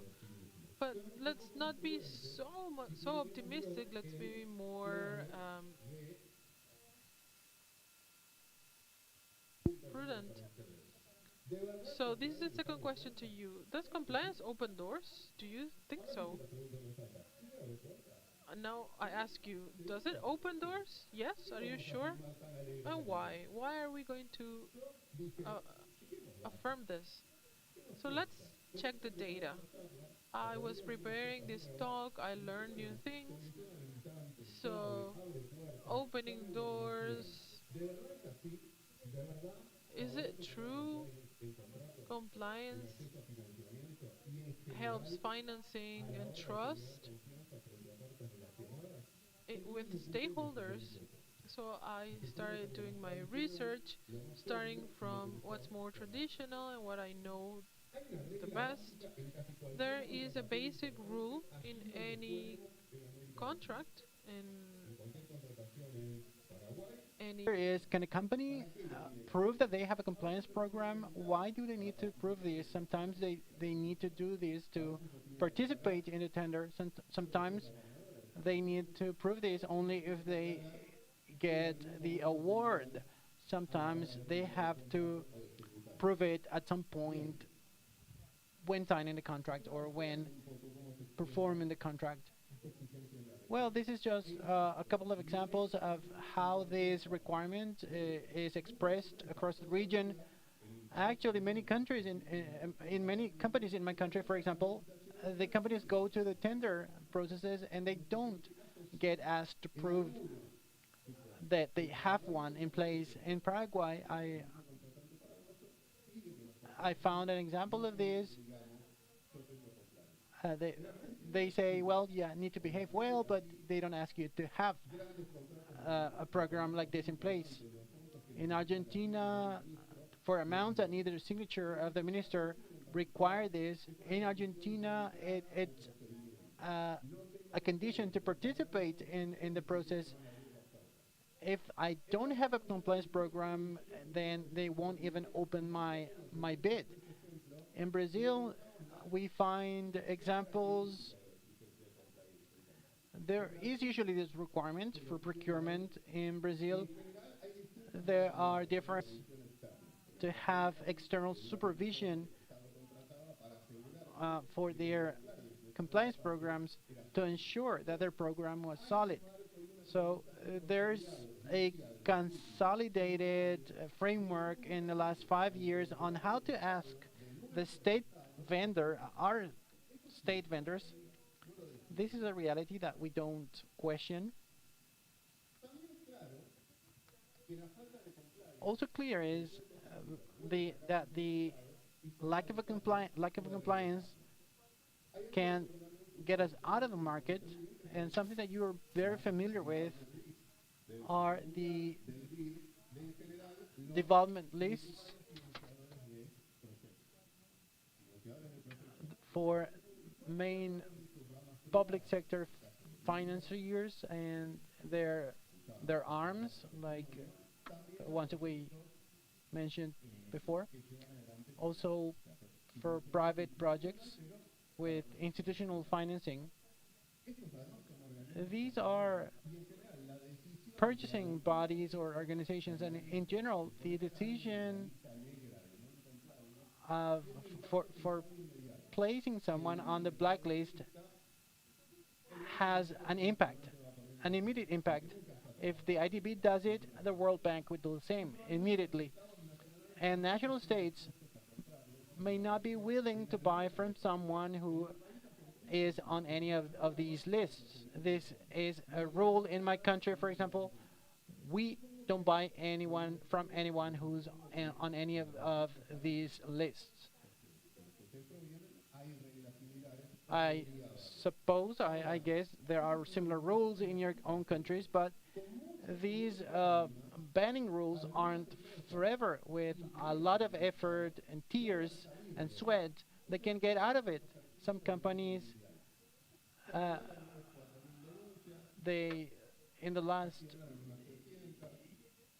year for the World Bank, they received over 4,000 reports, 300 were actionable, 19 cases received sanctions, and 18 suspensions, temporary suspensions. Out of 100 sleep at night knowing this number. If this ISO certification reduces the transaction costs today, is enabling what or where? So institutional context where people are already in compliance.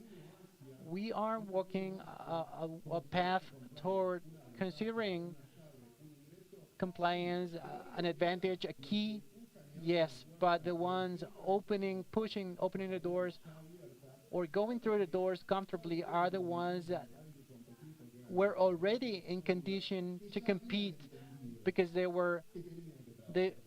are solid companies that had already understood that they had to work on compliance where most companies play the game in our region, the startups, the SMEs. We still we still need to provide the scaffolding there. We could promote challenges for or advantages for SMEs, small companies to take advantage, enjoy, to have access to better credit, better opportunities, to become more reliable because they now have compliance. Let's go down that road together. Thank you.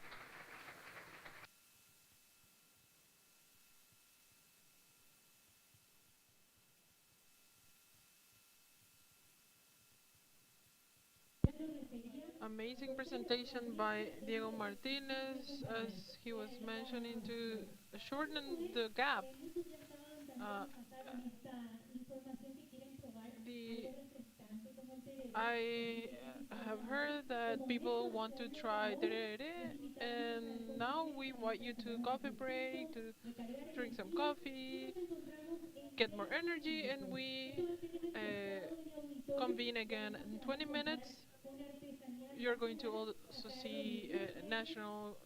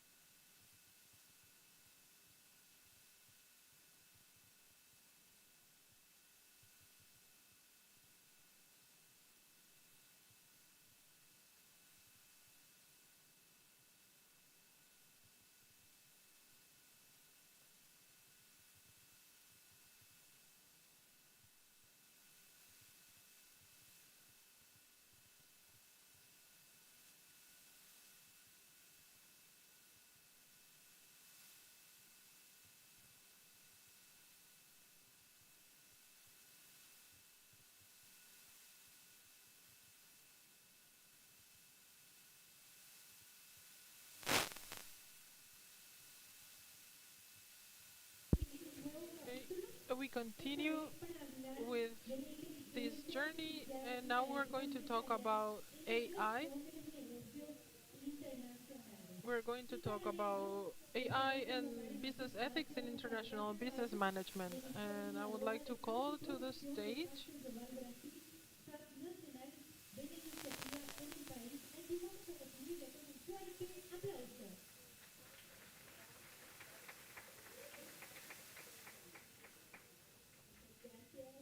Thank you so much. Good morning, everyone. It is a pleasure for me to be here in Asunción, sharing with you. And I will present the next panel. We call to the stage our panelists. As a moderator, I invite Gustavo Biagioli, who is coordinator in Trench Rosi Watanabe, my colleague from Brazil.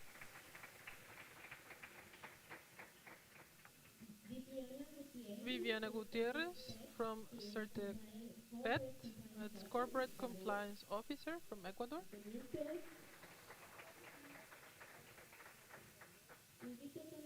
I also invite Federico Sponton, who is General Manager in Devices Compliance Technology.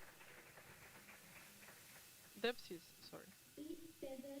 And Cesar Astigarraga, who is President of ITI in Paraguay.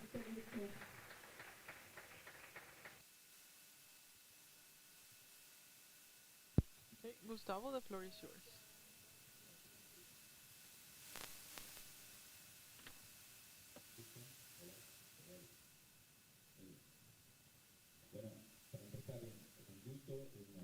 It is a pleasure for me to be here in this Integrity Week. Thank you to our host, Paraguay, for welcoming us in such a warm way. This topic is extremely important for us, which is artificial intelligence. That it has stopped being a future promise to become a tool that's present and redefines how organizations and companies work.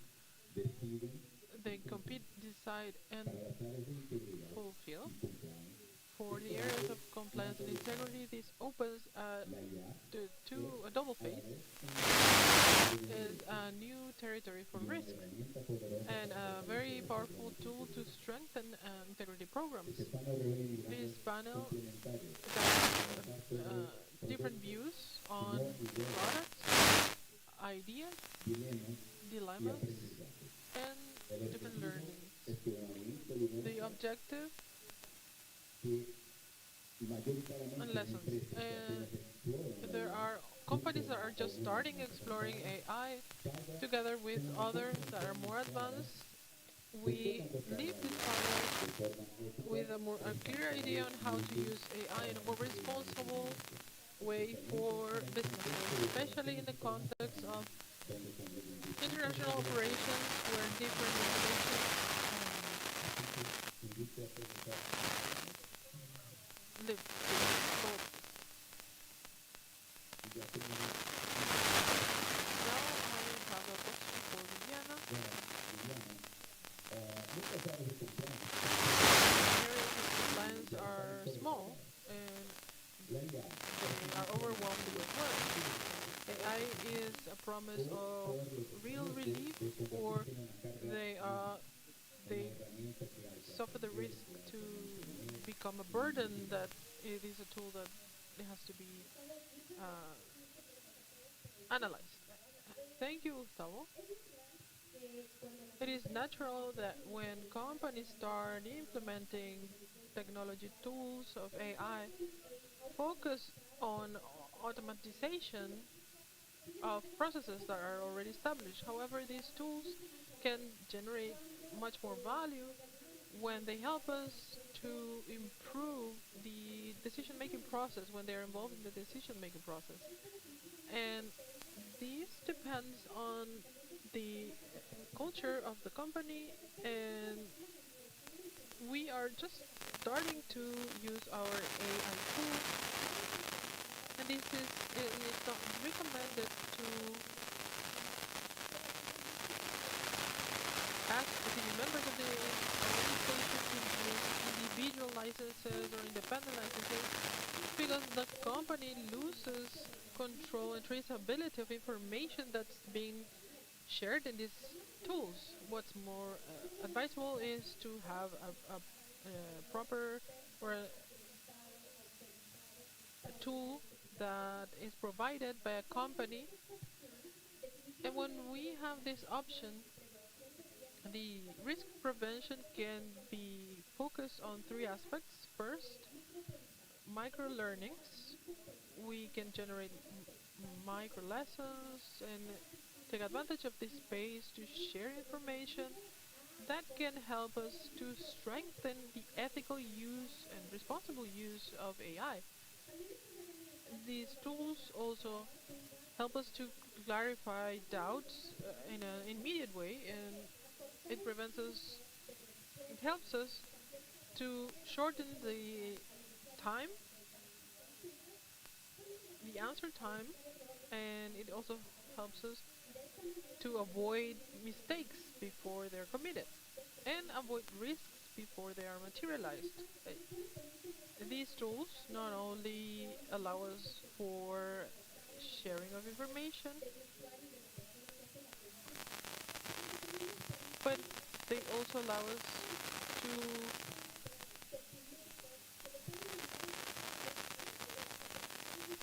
help the user with different forms or information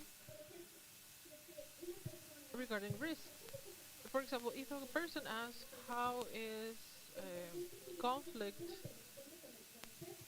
dealt with, conflict of interest, for example, the AI will send you the form for declaration of conflict of interest so that the cycle is closed from a question by the user. And something important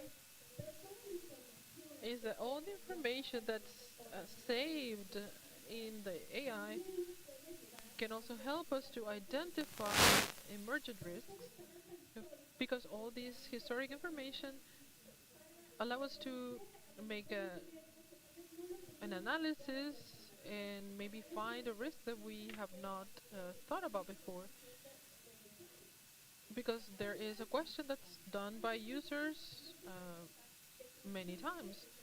So AI, it is a relief on the one hand, it helps us to reach the users with the information, but the blockage is here. These information should be updated, revised constantly. So for AI to be a tool to prevent risk, we need the commitment and responsibility, not only from users, but also the people who are in charge of verifying that the information that is uploaded and feeding this tool is the latest information, and that's the one that's going to help us to prevent risks. Yes, I agree completely, and I think the word that defines this challenge is governance. We need to have a governance on AI, making sure that we are using it in the best way possible. Now, I go to Cesar.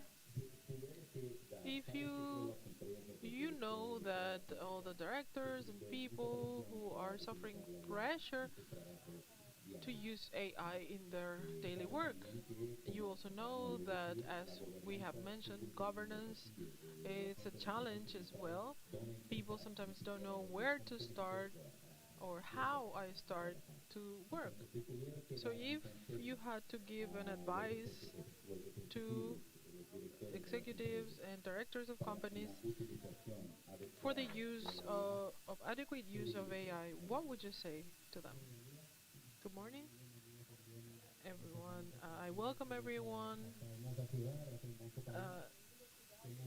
to our city that started with 37 degrees at the beginning of the week, and now we have 13 degrees, and that's a characteristic of Paraguay regarding weather. And talking about what Gustavo mentioned, I am a person, a very technological person. I am quite behind actually because technology is just a means. I focus a lot on the mindset of people. So if we don't train people, the people of our organization with a different mindset, a mindset that uses these different tools available because they have been democratized in the last few years,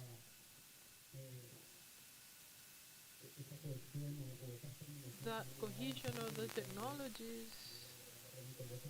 Today, I grab my phone and I have the world on my hand.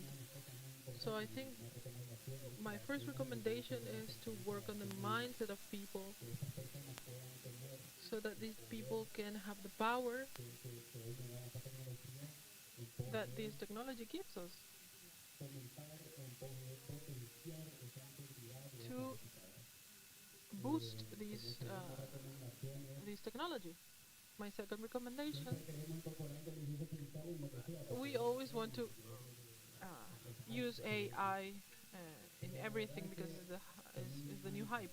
But with a good mindset or a good identification of problems, we will be able to incorporate these different technologies, in this case AI, to optimize processes, as Viviana mentioned, where I think it is very important, and to identify the problem, identify the people,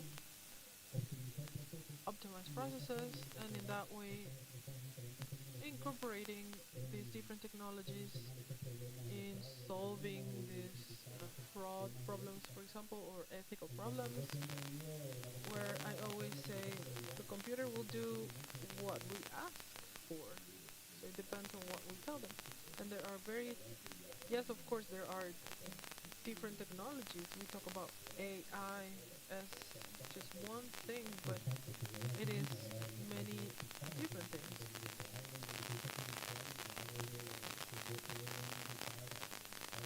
Yes, we, for example, can use it to identify the humidity in my house, for example, or if someone is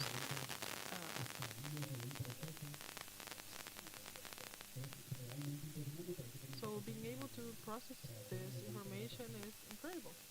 So I always focus on working on the mindset of people. Now I will talk to Federico. We also have another challenge, which is trust. How are we going to decide which AI are we going to trust? And sometimes we feel that the ones that's more modern, the one that appeared yesterday. What's your view on this? What can a company do to decide what will be the best one for the challenges to be fixed?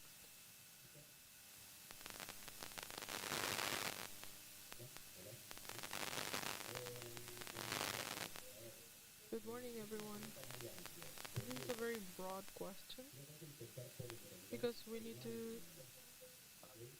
start thinking that there is no one AI. We have the AI model, but inside that model we have different types of AI.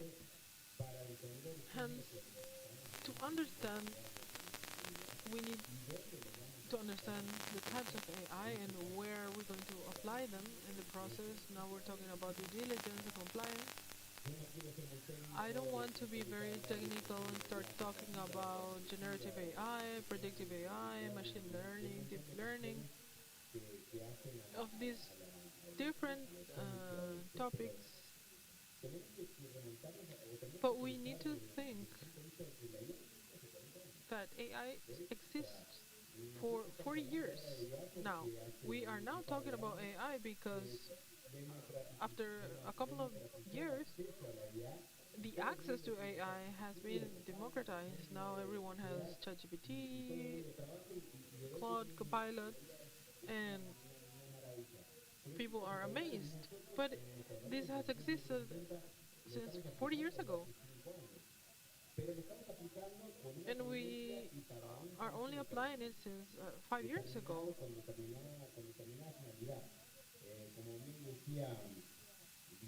As Viviana mentioned, AI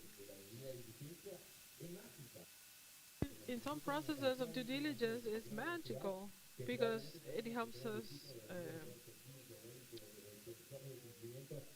to reduce the amount of people, for example, analyzing data. In that case, one type of AI will facilitate our life. So, but if we don't recognize the type of AI we need to use in that process, we can be in a problem. So I think the most important message in this question is, can we trust the AI? Yes, we can. We should trust the AI and we should apply it, but we need to know what type of AI is going to help us in which type of processes, and as Viviana mentioned, to know the provider, check the credentials, where is the knowledge information coming from, because a company that works in a company working with compliance using AI, if the AI doesn't know about compliance, might not be helpful. Yes, of course. We talk about the capacity of AI, but we need to think about the treatment of data so that the data is trustworthy. Yes, that is key, as Viviana mentioned. The I heard an anecdote a few days ago regarding the Tesla cars, the accident with the firefighter's truck. The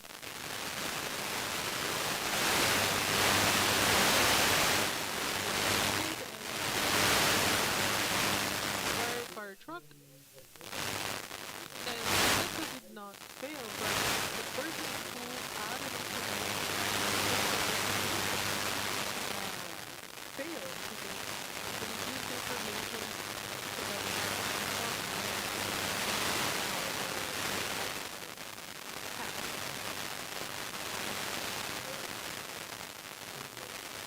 now I go back to Cesar. Cesar, for a company in America that competes internationally, AI is an opportunity to level the field with global companies, or is risking the broadening of this gap. I would separate the first, the big corporations or big tech, and I think that the separation there with those companies with the rest is exponential. So yes, I think that in the other segments where companies are closer, the democratization of AI and these technologies allows us to hire services to accelerate the process.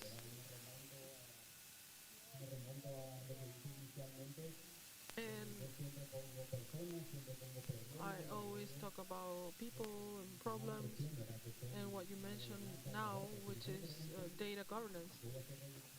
I will reiterate, if I prepare my data lake or my data governance or the basis where I'm going to incorporate this data, I think we can get closer to different technology providers or companies, and that this gap will be tightened. We need to focus on the preparation of data that this data has the standards and that concrete governance, so that when I incorporate AI or different tools or technologies, as Federico mentioned, will give me the information, the exact information in the when I need it.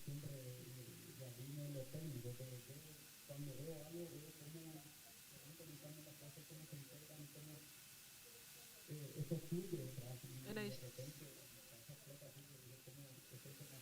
sometimes I think about a problem and my head explodes because I everything is summarized in the mindset of people, good governance of data. So that's how we level out the playing field. Yeah, it depends on the company's tiers. You have tier one. It depends because then we would be competing with the capital these companies have and the data centers they're creating for a single problem. So they're always one step ahead of us in certain situations in the tier band where you find the big tech. But for the rest of us, I think the playing field is quite leveled out now. But ethics continue to be the problem now.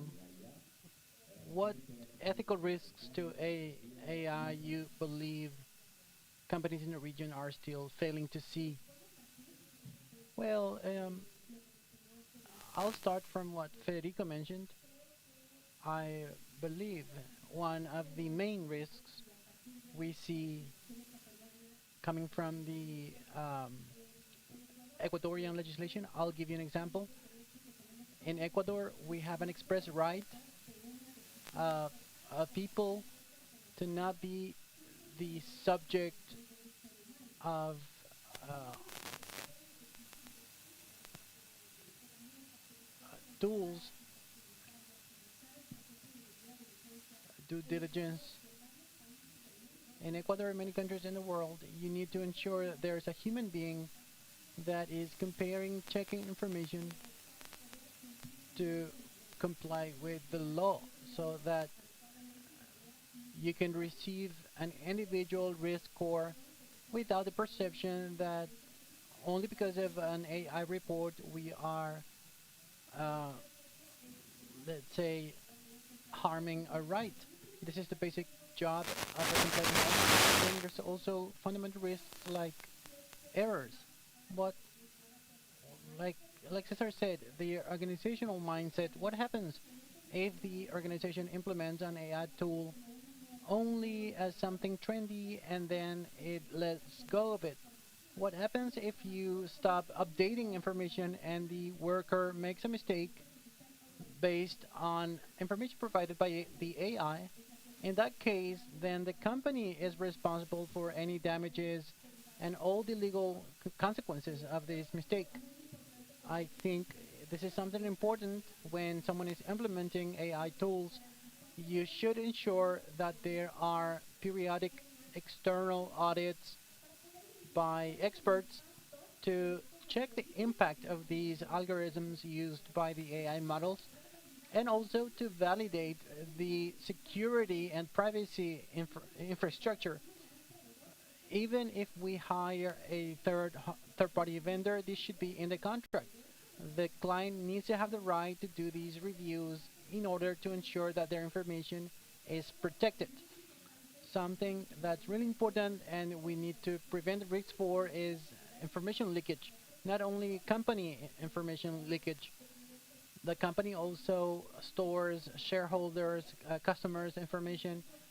So imagine if we don't have the right controls for this security infrastructure, the kind of things that could happen. I want to mention also 5 very important clauses we need to make sure are included in these contracts. First, we need to ensure that the ownership of intellectual property of the information collected by the tool needs to be owned by the customer. The retraining of the model also, we need to ensure that the information provided by the customer feeding the AI won't be used to retrain or optimize the vendor's AI or other uh, third-party AI models. We don't we don't want our information to get mixed with information from other vendors or customers of this vendor. And this is the kind of things that should be in the contract also where the information will be stored.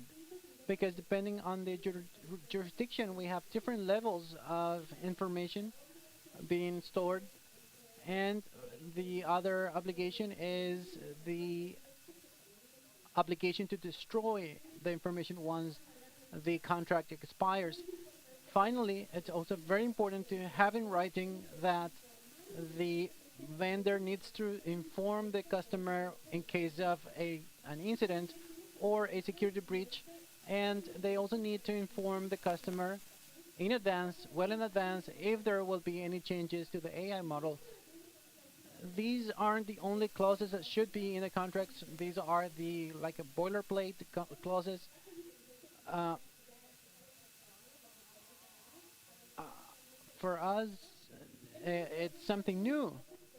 And although we can manage some preliminary risks now, I know that that the way with new uses, we're going to have find more and more challenges.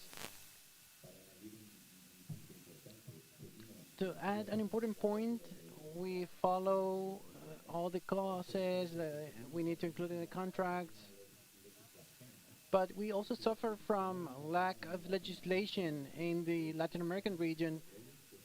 Our legislation here on personal data protection and such, we still continue with uh, legislation framework that doesn't really protect us from the wrong use of technology or data.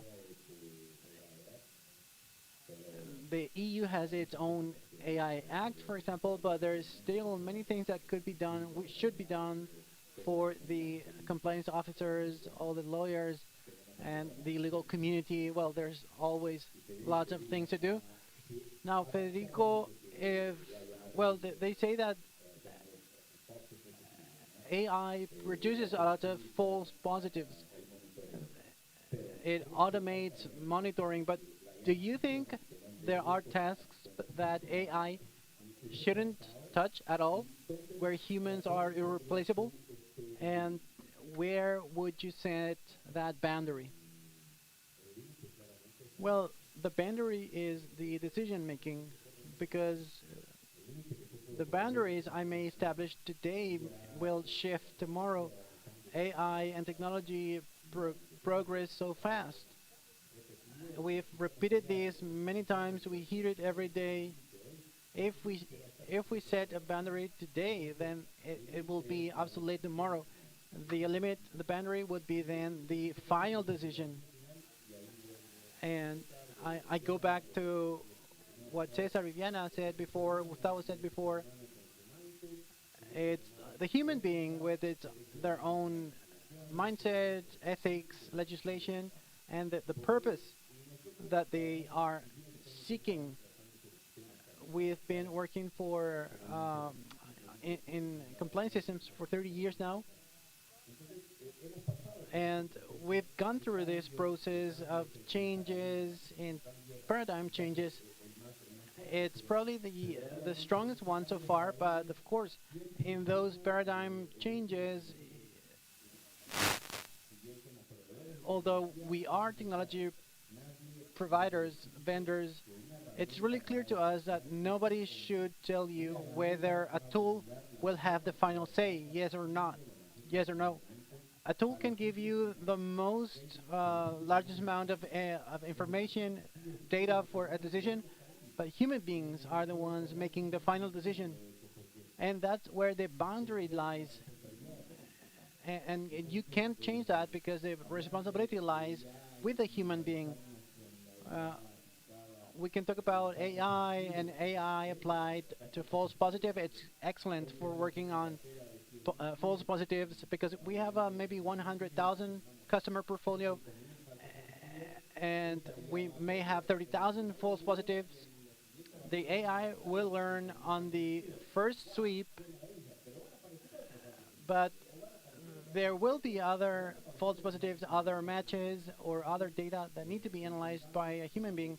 So, like you said before, let's understand what AI is, where, what processes we should use it in, and ensure that the human being is making the final decision. Like I said before, if we set a boundary here today, and tomorrow we don't realize that we are beyond that boundary already, we're in a situation where we didn't even set that boundary. We could debate this philosophically for hours, but if we want compliance to comply with regulations, or do we want compliance as a method for making our strategic decisions? Perfect. Now let's go to the final part of our talk. And I'll leave you with one question. If each person here in this panel could remind us of one idea or could remember something tomorrow in their offices, what would that idea be?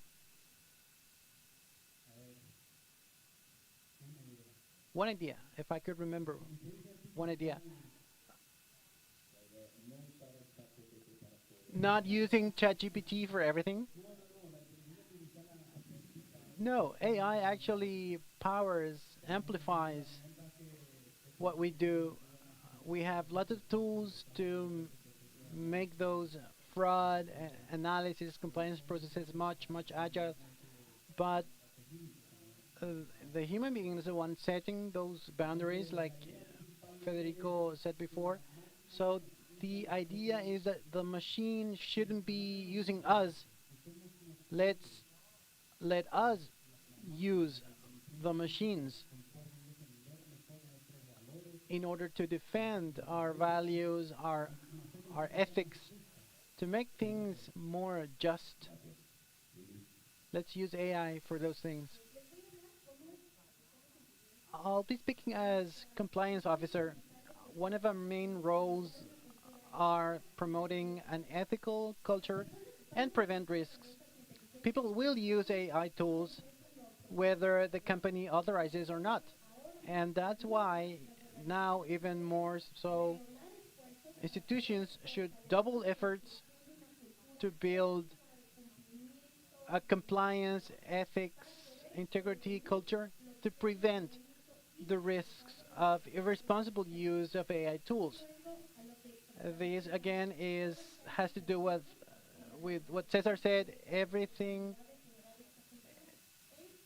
companies have the responsibility to generate this culture in or among their members of their organizations.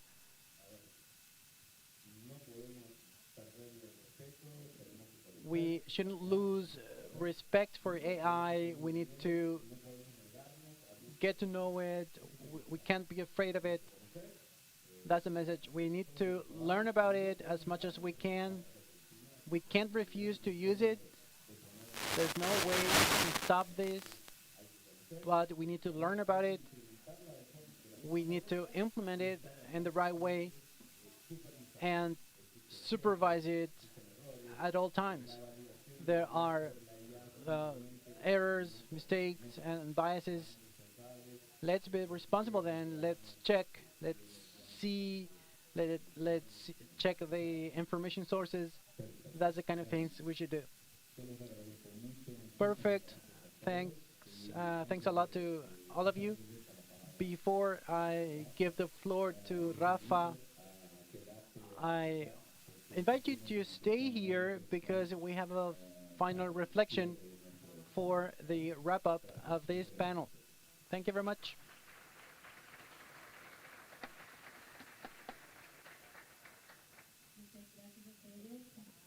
Thanks, everyone. Now, I invite Maria Pia Alonso, Regional Office for Argentina, Paraguay, Chile, and Uruguay, as ONUDI or UNIDO Program Officer, for a reflection from the point of view of an international organization. Thank you very much. Welcome.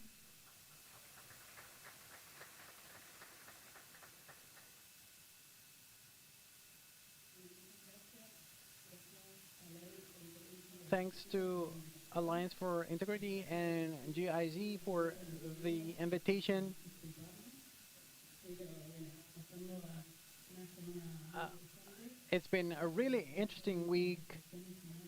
Before going to these final reflections, we agreed upon with Leandro, Kevin, and the team. I was with Pia, with someone else in some of the sessions to understand what this compliance is about.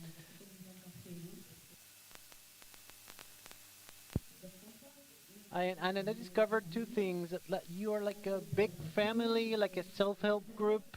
I don't know, it's not quite clear, but anyway, you'll define yourselves however you want. And I think I missed also a meme world involving compliance. There are these compliance memes going around. Now, going to the final reflections, and from the point of view of UNIDO, it's like going above the company view. But I take the key takeaways from the panel, which I'm going to incorporate and elaborate on. But I keep some of the key messages, seeing AI as a tool for companies and beyond, but which needs verification, checking, structured governance, updating. I take a concept also that I'm going to be developing within UNIDO now, training the people, building their capacity. We shouldn't be afraid of that. We should start preventing and working in order to accelerate the use of these tools without leaving anyone behind. Also, this missing framework, globally missing the, the correct use, management of AI. These are key concepts that from the UN point of view, UNESCO, for example, is working on this. So it's one of the aspects that I take away from the panel and that I will be taking home with me for further reflection. So after this reflection, I want to broaden the view of companies, how to use AI, what opportunities it generates, what risks it introduces, and what does it mean to use AI responsibly. And I'd like to add one question there, which is, what does this technological transformation mean for sustainable industrial development of countries globally and especially for Latin America? Let's remember that UNIDO is the same in English and Spanish. ONUDI is UNIDO. Our organization is the UN Organization for Industrial Development, where we have a mandate to work towards the sustainable, inclusive industrial development. This is really important because it's what governs all our actions, and it's relevant when we talk about AI because digitalization and AI are transforming the way we produce, we trade, and also the way we innovate. From the UNIDO perspective, these technologies have a huge potential, like we saw in this panel, like we saw in the previous speeches, to improve productivity, to improve the efficiency of the use of resources, to guarantee quality of production processes, and also to generate new innovation and competitiveness opportunities We have a publication that came out in 2026 that identifies AI as one of the trends that's transforming sustainable industrial development, specifically for Latin America. The capacity to adopt and adapt and develop these technologies is becoming more and more important to improve our competitiveness and our insertion into these large value chains. From the UN point of view, there's an important consideration. It's not enough to ask how much value can AI generate, but we should also be asking ourselves, how do we distribute that value? Because this technological transformation may increase productivity and increase inequalities as well. That's what we said in other sessions today. And here's where we find these fundamental principle at the UN, not leaving anyone behind. So in terms of industrial development, we should ask ourselves who are really benefiting from this capacity for transformation. This is a very important point, especially for Latin America, because AI doesn't get to a homogeneous production structure. It's arriving in economies with inequalities at the production level, at the level of access to technology. And when preparing this talk, I read a case study from Uruguay saying that corporate productivity in Uruguay shows very significant differences among companies of different sizes and among more and less productive companies in one single sector.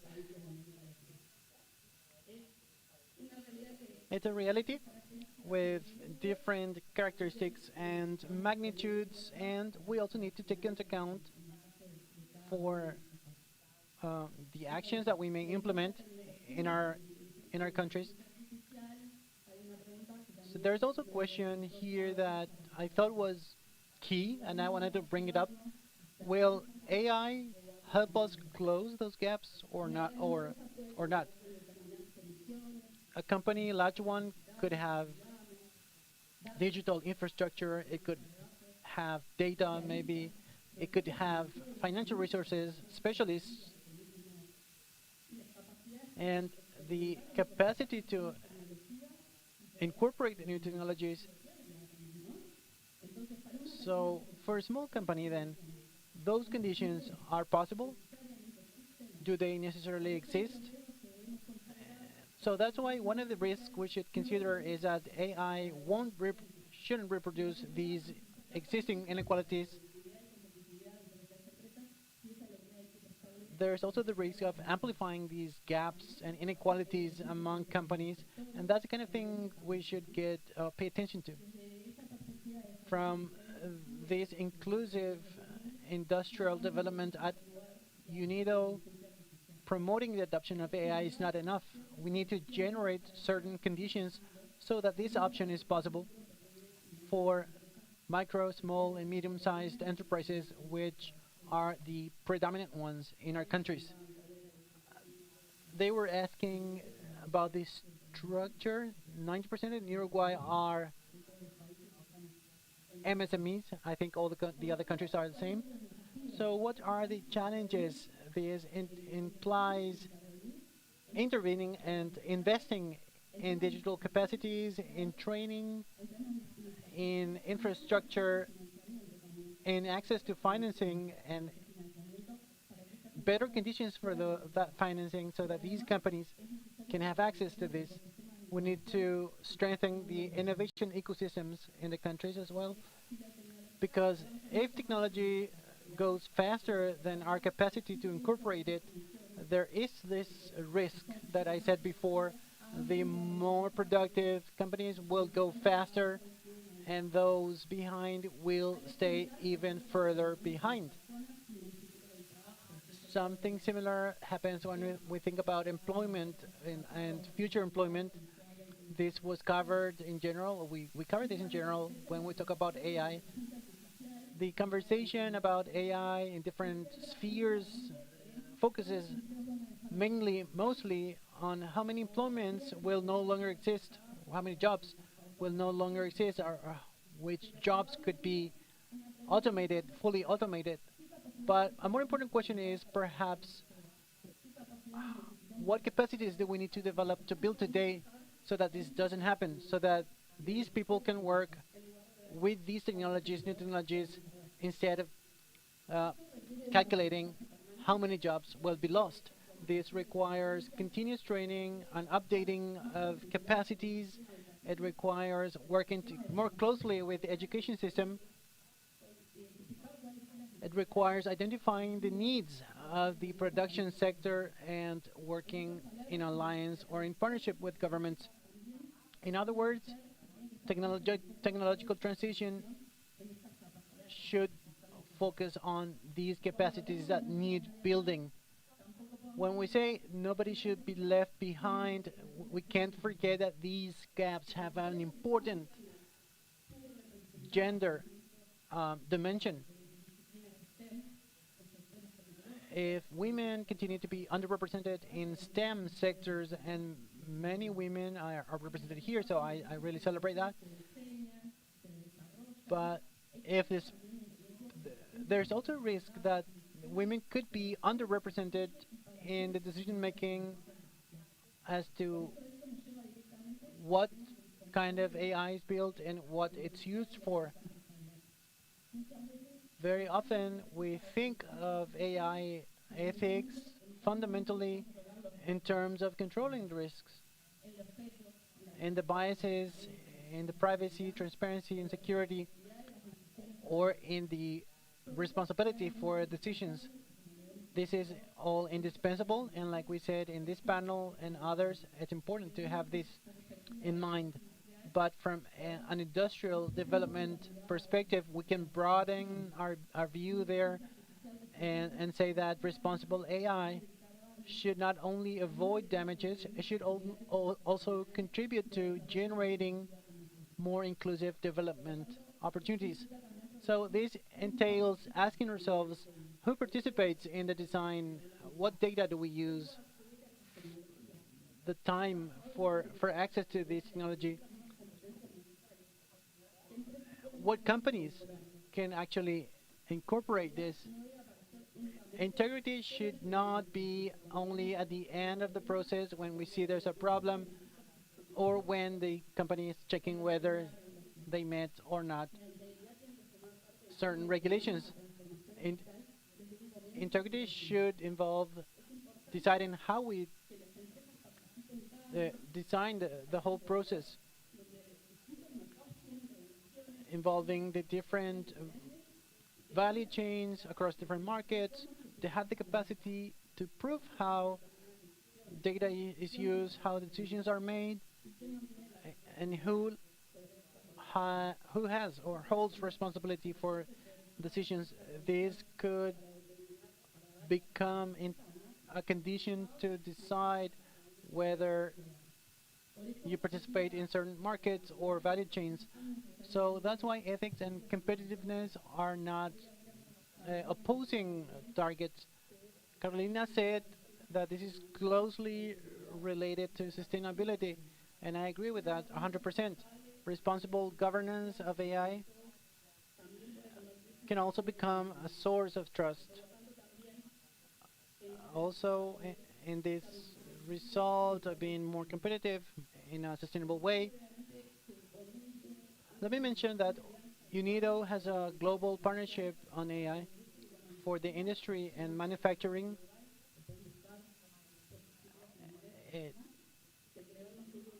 You can look it up. It was created in 2003.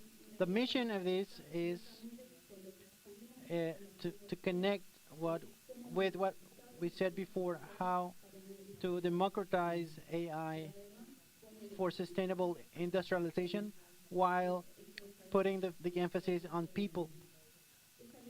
This alliance gathers governments and companies, academia, civil society, and other stakeholders which are promoting development and responsible deployment of AI and other technologies in the industry and the manufacturing sectors. We should highlight this is not only about promoting this technological option, but also putting people at the center. The Alliance works on capacity building, exchange of knowledge, technical cooperation, the creation of all these ecosystems that will allow to close these digital technological gaps. In July in Montevideo, we had the UNIDO conference for Latin America for the first time, where the regional chapter of this alliance was launched for the Latin American and Caribbean region. If you want, you can join. There's information available. Uh, you can also Google it or go to the Alliance website. This takes me to the last point, which is the role of international cooperation in all these topics.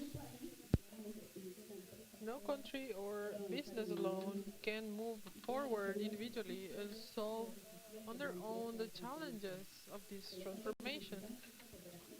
So we need the cooperation between government, academia, businesses, different organizations, and civil society. We need to share this information and creating spaces like this one. We need to generate good practices and share them, develop these capacities, strengthen frameworks for governance, adopting new technologies, and generating spaces where SMEs and countries with smaller capacities can participate in this transformation and not stay behind. So the question is, under which conditions and what capacities, abilities, and especially what's the purpose? And I want to end with this idea. AI is not an end in itself, it's a very powerful tool that we are all using. I didn't know it was 40 years ago when it was created. So these can help us to develop more productive companies, businesses, more sustainable, putting people in the center of this discussion. But they can also broaden the gaps of these biases. So technology on itself does not determine which scenarios we'll have that will be a part of the decisions and the scenarios we need to build.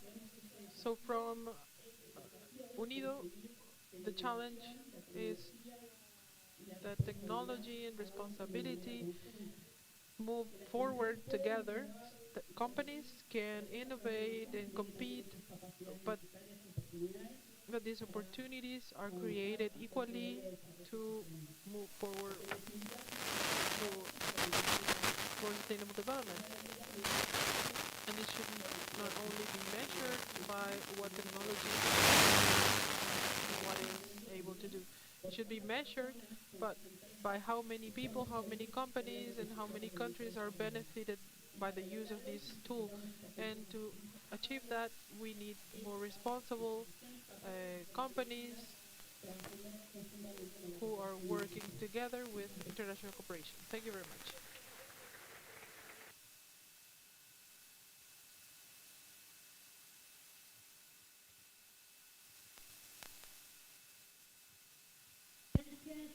Thank you so much to the panelists to bring about this important topic of today, where ethics will be a part of competitivity.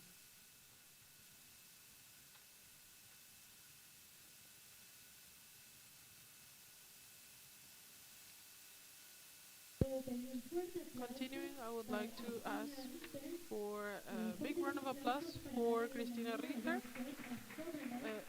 She is the head of governance of United Nations Global Compact, and she is going to talk about compliance as a competitive advantage and not a cost.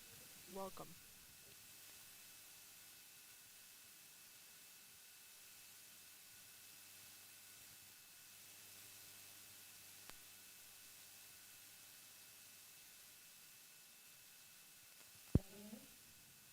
Thank you so much for the invitation.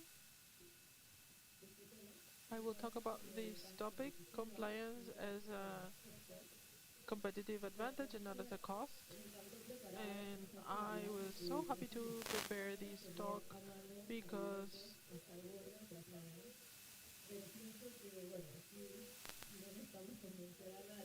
here we don't need to convince anyone, but maybe I can give you more data or information to convince other people. And when I saw the topic of this talk that was assigned, the I was my the phrase in parentheses got my attention, not as a cost.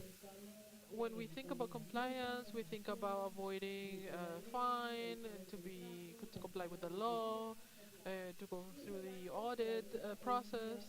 So today, many people think about compliance as a cost that has to be paid, and a cost that has to be paid to do business. Of course, that mentality has to be changed.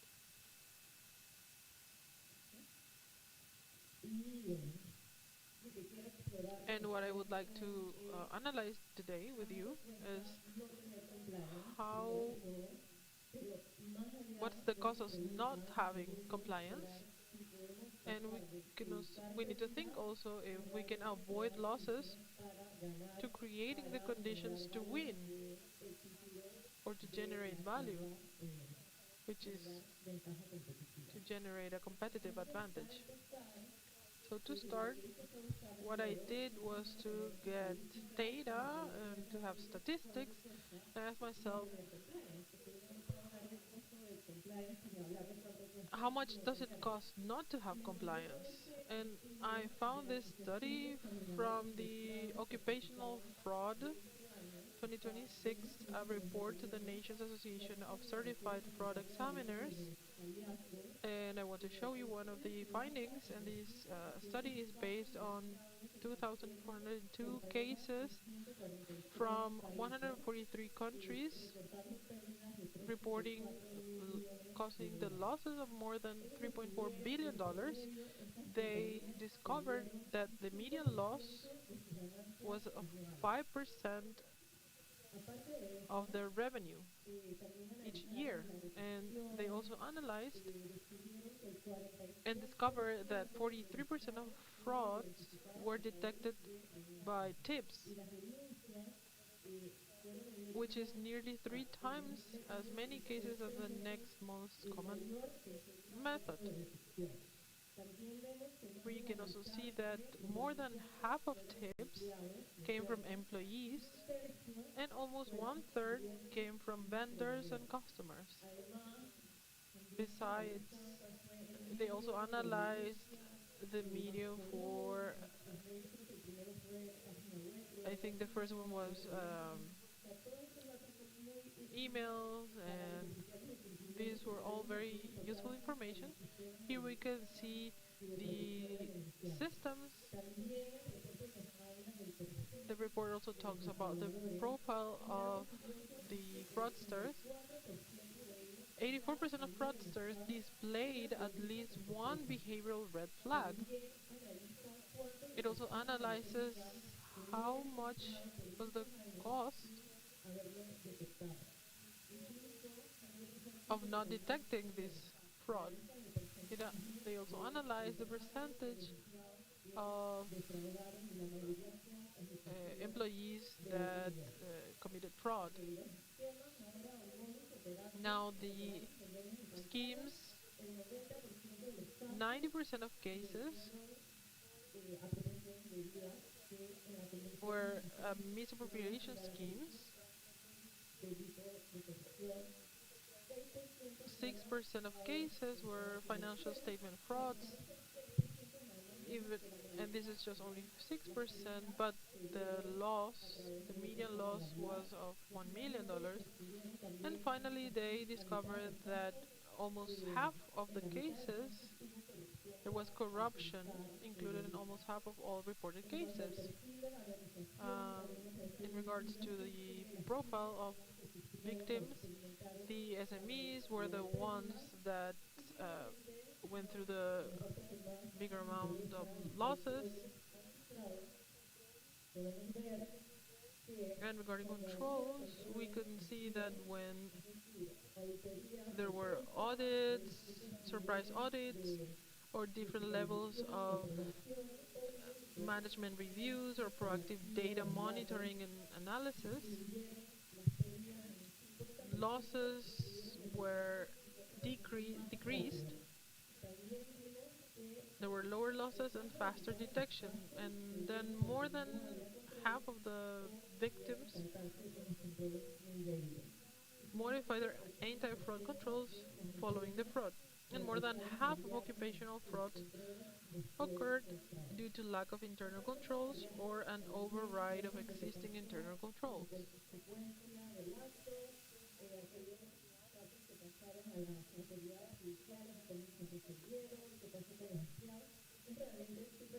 This this report is extremely interesting. I recommend you to read it. But this is all to tell you that not having compliance or not having the controls can cause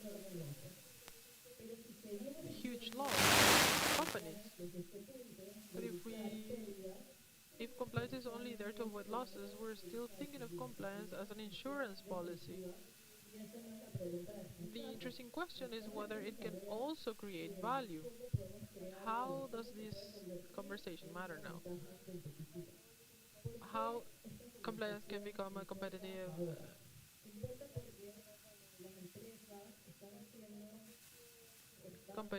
advantage, and it is important because the world in which we design many of our compliance programs no longer exists. Today we have a combination of factors that is far more complex.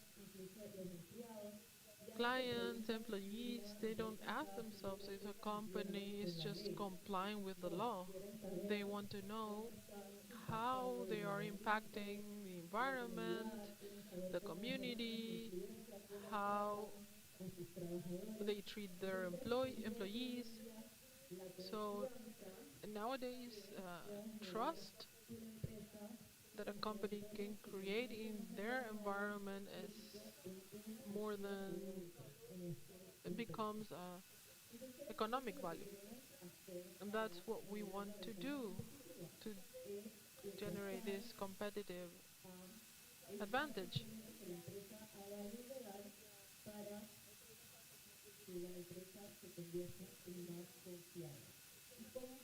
And how can we have this in the Global Compact? We talk about this in the following manner. The transformative alliance, the easiest way to explain it is like a fusion between these three different types of governance. The first one is the conventional governance, which is what we know of like compliance, basic and indispensable. We know how to analyze our risk, define responsibilities, develop policies, reporting channels, everything. All of that is important, but what transformative governance talks about go beyond that to go to sustainable governance, which covers the company's impact on society and the environment, and global governance, which involves the company's influence on its environment. This recognizing that the company influences its environment and the environment influences the company. They are not isolated. So this can sound a little bit abstract, this transforming governance, so that this can be implemented in a practical way. We integrated it in this guide that you see here on the screen. We launched this guide with together with UNODC. This is a second edition.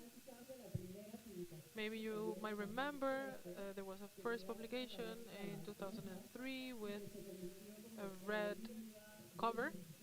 and it became like the Bible of compliance of officers, and was at the base of many regulations and policies around the world.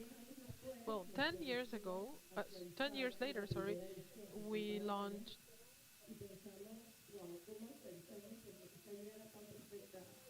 we thought about how can we update it, and we thought about what has happened in the last 10 years and what do we need to revise.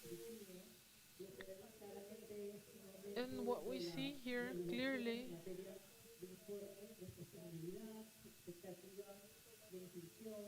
is the inclusion, human resources, the technology, AI, supply chains that have become globally and interdependable, more complex, all different crises we've gone through. All of this is included in this new version. The main, we have revised all the elements of the compliance program with the perspective of transforming governance, applying three principles. The first one is the comprehensive focus. Compliance cannot work isolated.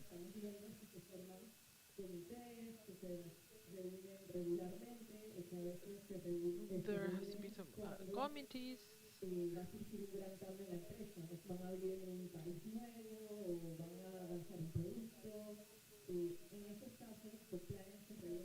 In those cases, compliance is integrated in the decision-making process. Number two, the company stops looking inward. What transforming governance says is that if we're going to work in initiatives with great participation, with, for example, code of conduct, it is important to make a consultation with our employees, but also providers and clients, and even the community. Number three, we talk about transparency and accountability. They become mechanisms for building trust.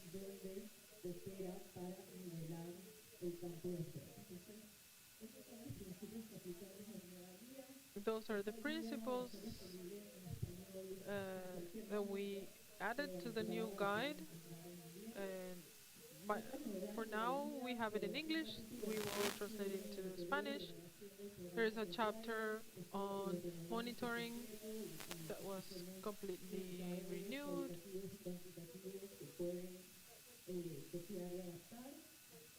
And you can copy and adapt them. And there's a chapter on AI. But going back to the topic, I wanted to share with you 5 signs that a company is evolving from traditional compliance to transforming governance. First one is that compliance acts as an enabler of trust, as I was mentioning you, not only with a function of control that shows up at the end. Number two, the company stops looking only inward to open themselves to the supply chain, to the community. Number three, transparency and accountability become mechanisms for building trust. Not just as a burden, but they build trust. Number four, it shifts from acting alone to practicing collective action. We have noticed that at the Global Compact, where we have different networks around the world to coordinate this type of activities,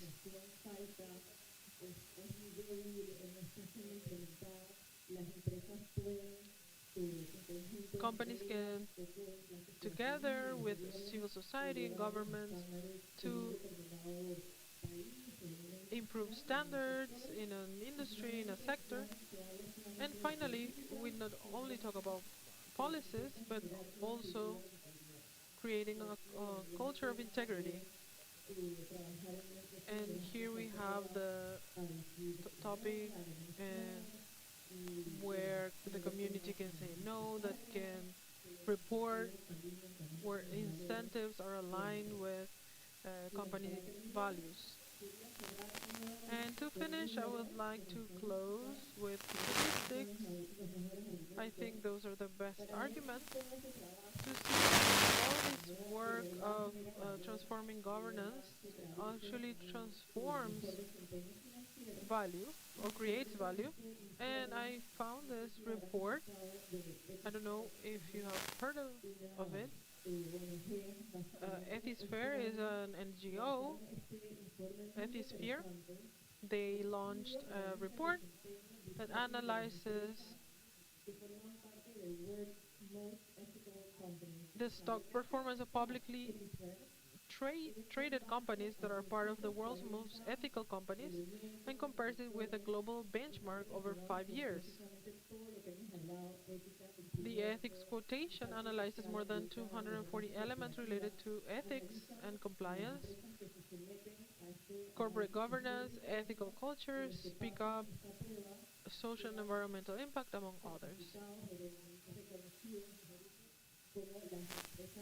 These companies are certified as the most ethical companies, and what they did is they compare the development of these companies against a benchmark to see if these most ethical companies had a better performance. And what they found was very interesting because in 5 years they surpassed the outperformed the benchmark by 8.2%. They also reported a 7.1% smaller maximum drawdown. They recovered their previous highs faster than other companies, and in September 2022 they fell 12.5% less than the benchmark. Maybe we cannot say that the cause is direct because there are other factors, but there is definitely a correlation that investing in a infrastructure of integrity, of compliance, of ethics makes the company to be more resilient, more stronger, and this is actually a competitive advantage. So I leave you with these three key takeaways. We cannot talk about the cost of compliance without talking about the cost of not having it. Then we saw that transformative governance can expand this value. Compliance stops being merely a function that avoids problems and becomes an enabler of integrity and trust. And finally, that trust becomes a competitive advantage. Due to the reasons you see here, because a customer who trusts buys, an employee who trusts commits, an investor who trusts stays, and a regulator who trusts listens. So that's it. Thank you very much.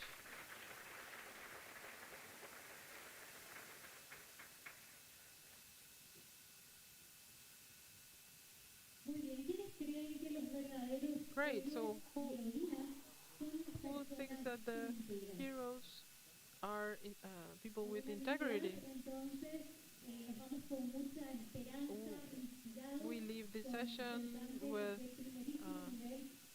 inspired by the people we have heard, and they say that there isn't a better example than people who put it in practice. Now we're going to have another very important moment. The trainees who will receive an award, and to present this for this award ceremony, we are going to receive Miss Kent from Alliance for Integrity.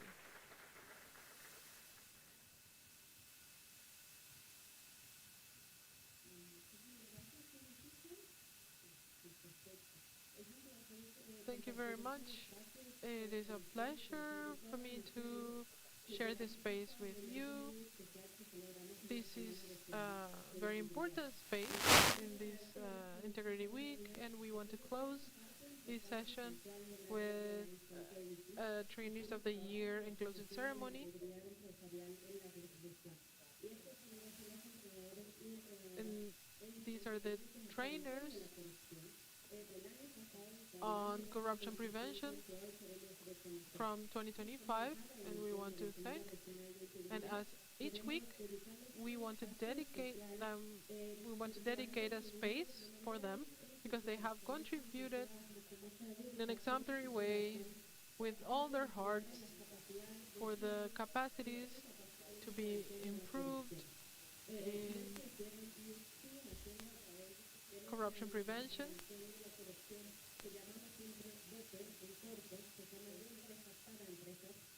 which is for companies, by companies. This is one of the main activities of Alliance for Integrity. And the people who we are going to present, they have been selected by the different hubs in Latin America due to their because of all their work they have done in 2025.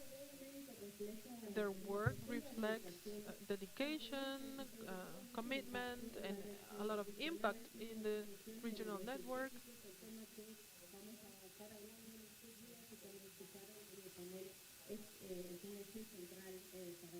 And as you have heard,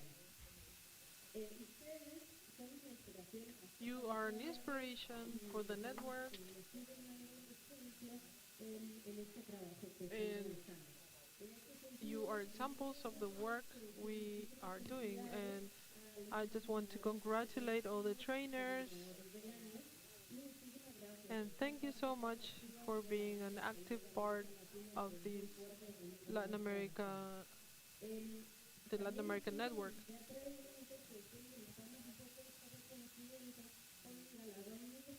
We are now going to present with a very special award that was elaborated by Paraguayan artisans.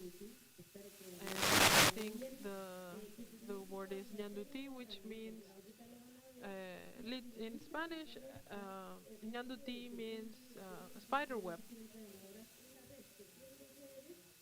And these trainers reflect that they have been leading networks through the different trainings they are leading. Now I will mention one by one the two. I'm going to call them for you to come to the stage to receive your award, and then we are going to take a picture. It is a pleasure for me to announce the trainer from Argentina is Bettina Asugna from Grupo Sancor Seguros. Unfortunately, she cannot be here with us today. I want to welcome Pamela to receive the award in the name of Bettina, and also Jaime from the Argentina hub.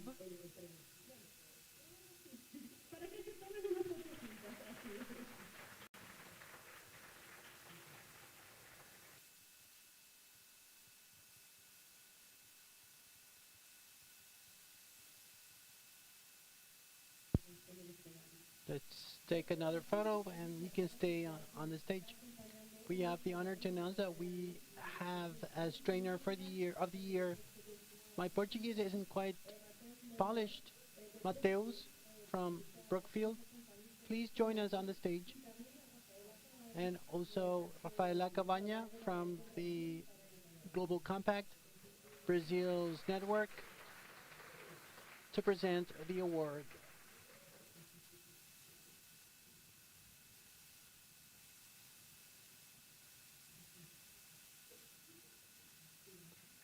Congratulations.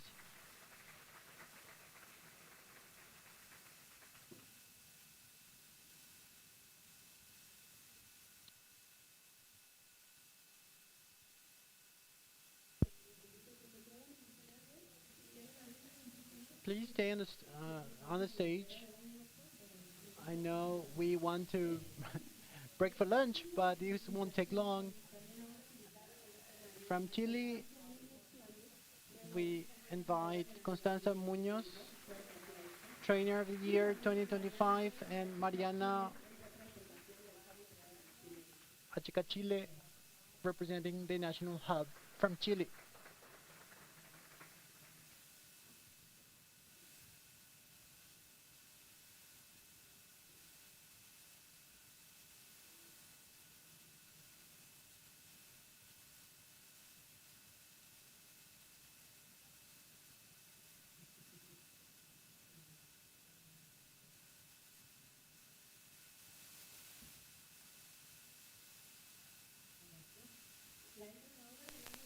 Trainer of the Year 2025 for Colombia is Natalia Rojas Mateo from the Chamber of Commerce in Bogota. She couldn't join us today, but representing the advisory group, we have Carolina and others to present the award. A round of applause for her.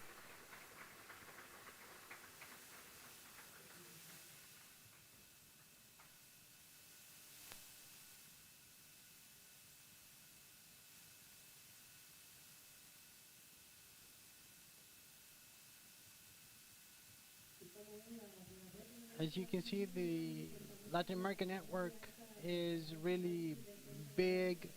We have a huge network of trainers. Now, in Ecuador, the Trainer of the Year 2025 is Lucia Erazo Soria from Quito Honesto, receiving the award on her behalf. We have someone else. Entiendo que-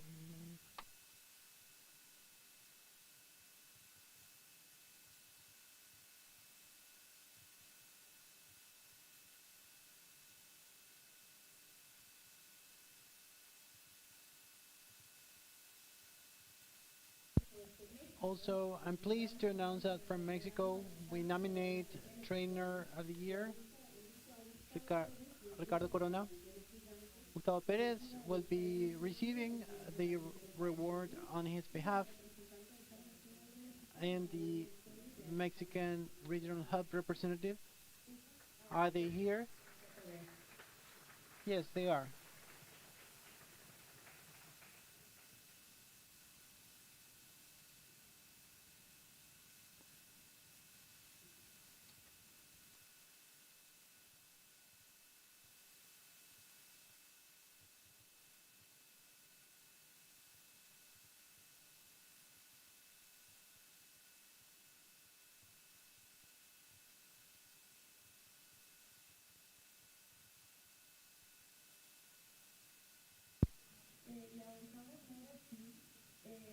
We still have a couple of countries more. Now we move to Paraguay, the host country.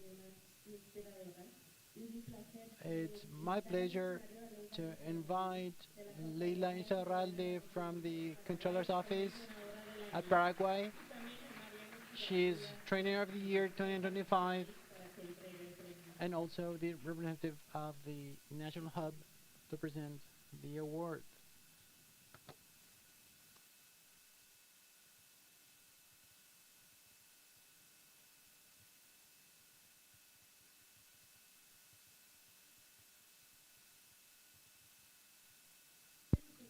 Last but not least important, Trainer of the Year 2025 from Peru, Luis Mejia Rivera from Credit Corp. Congratulations. Please join us here on the stage together with the representative of the National Hub.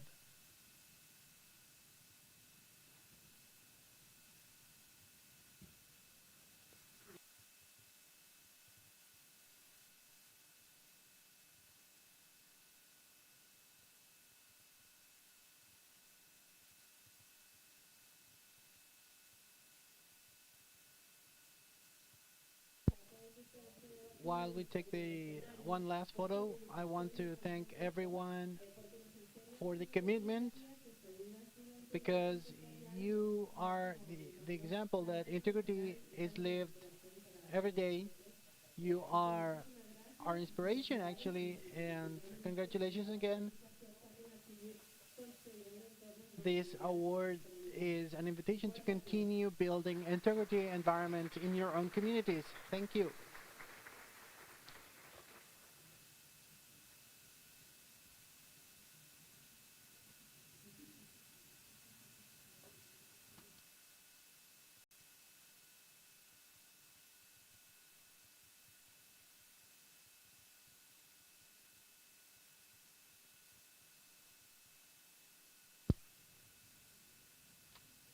Thanks.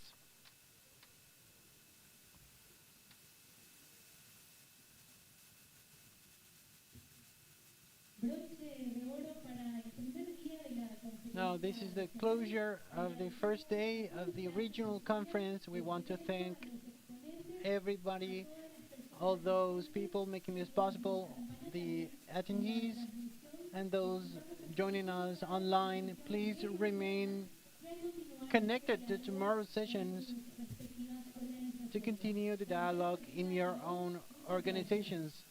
Thanks again.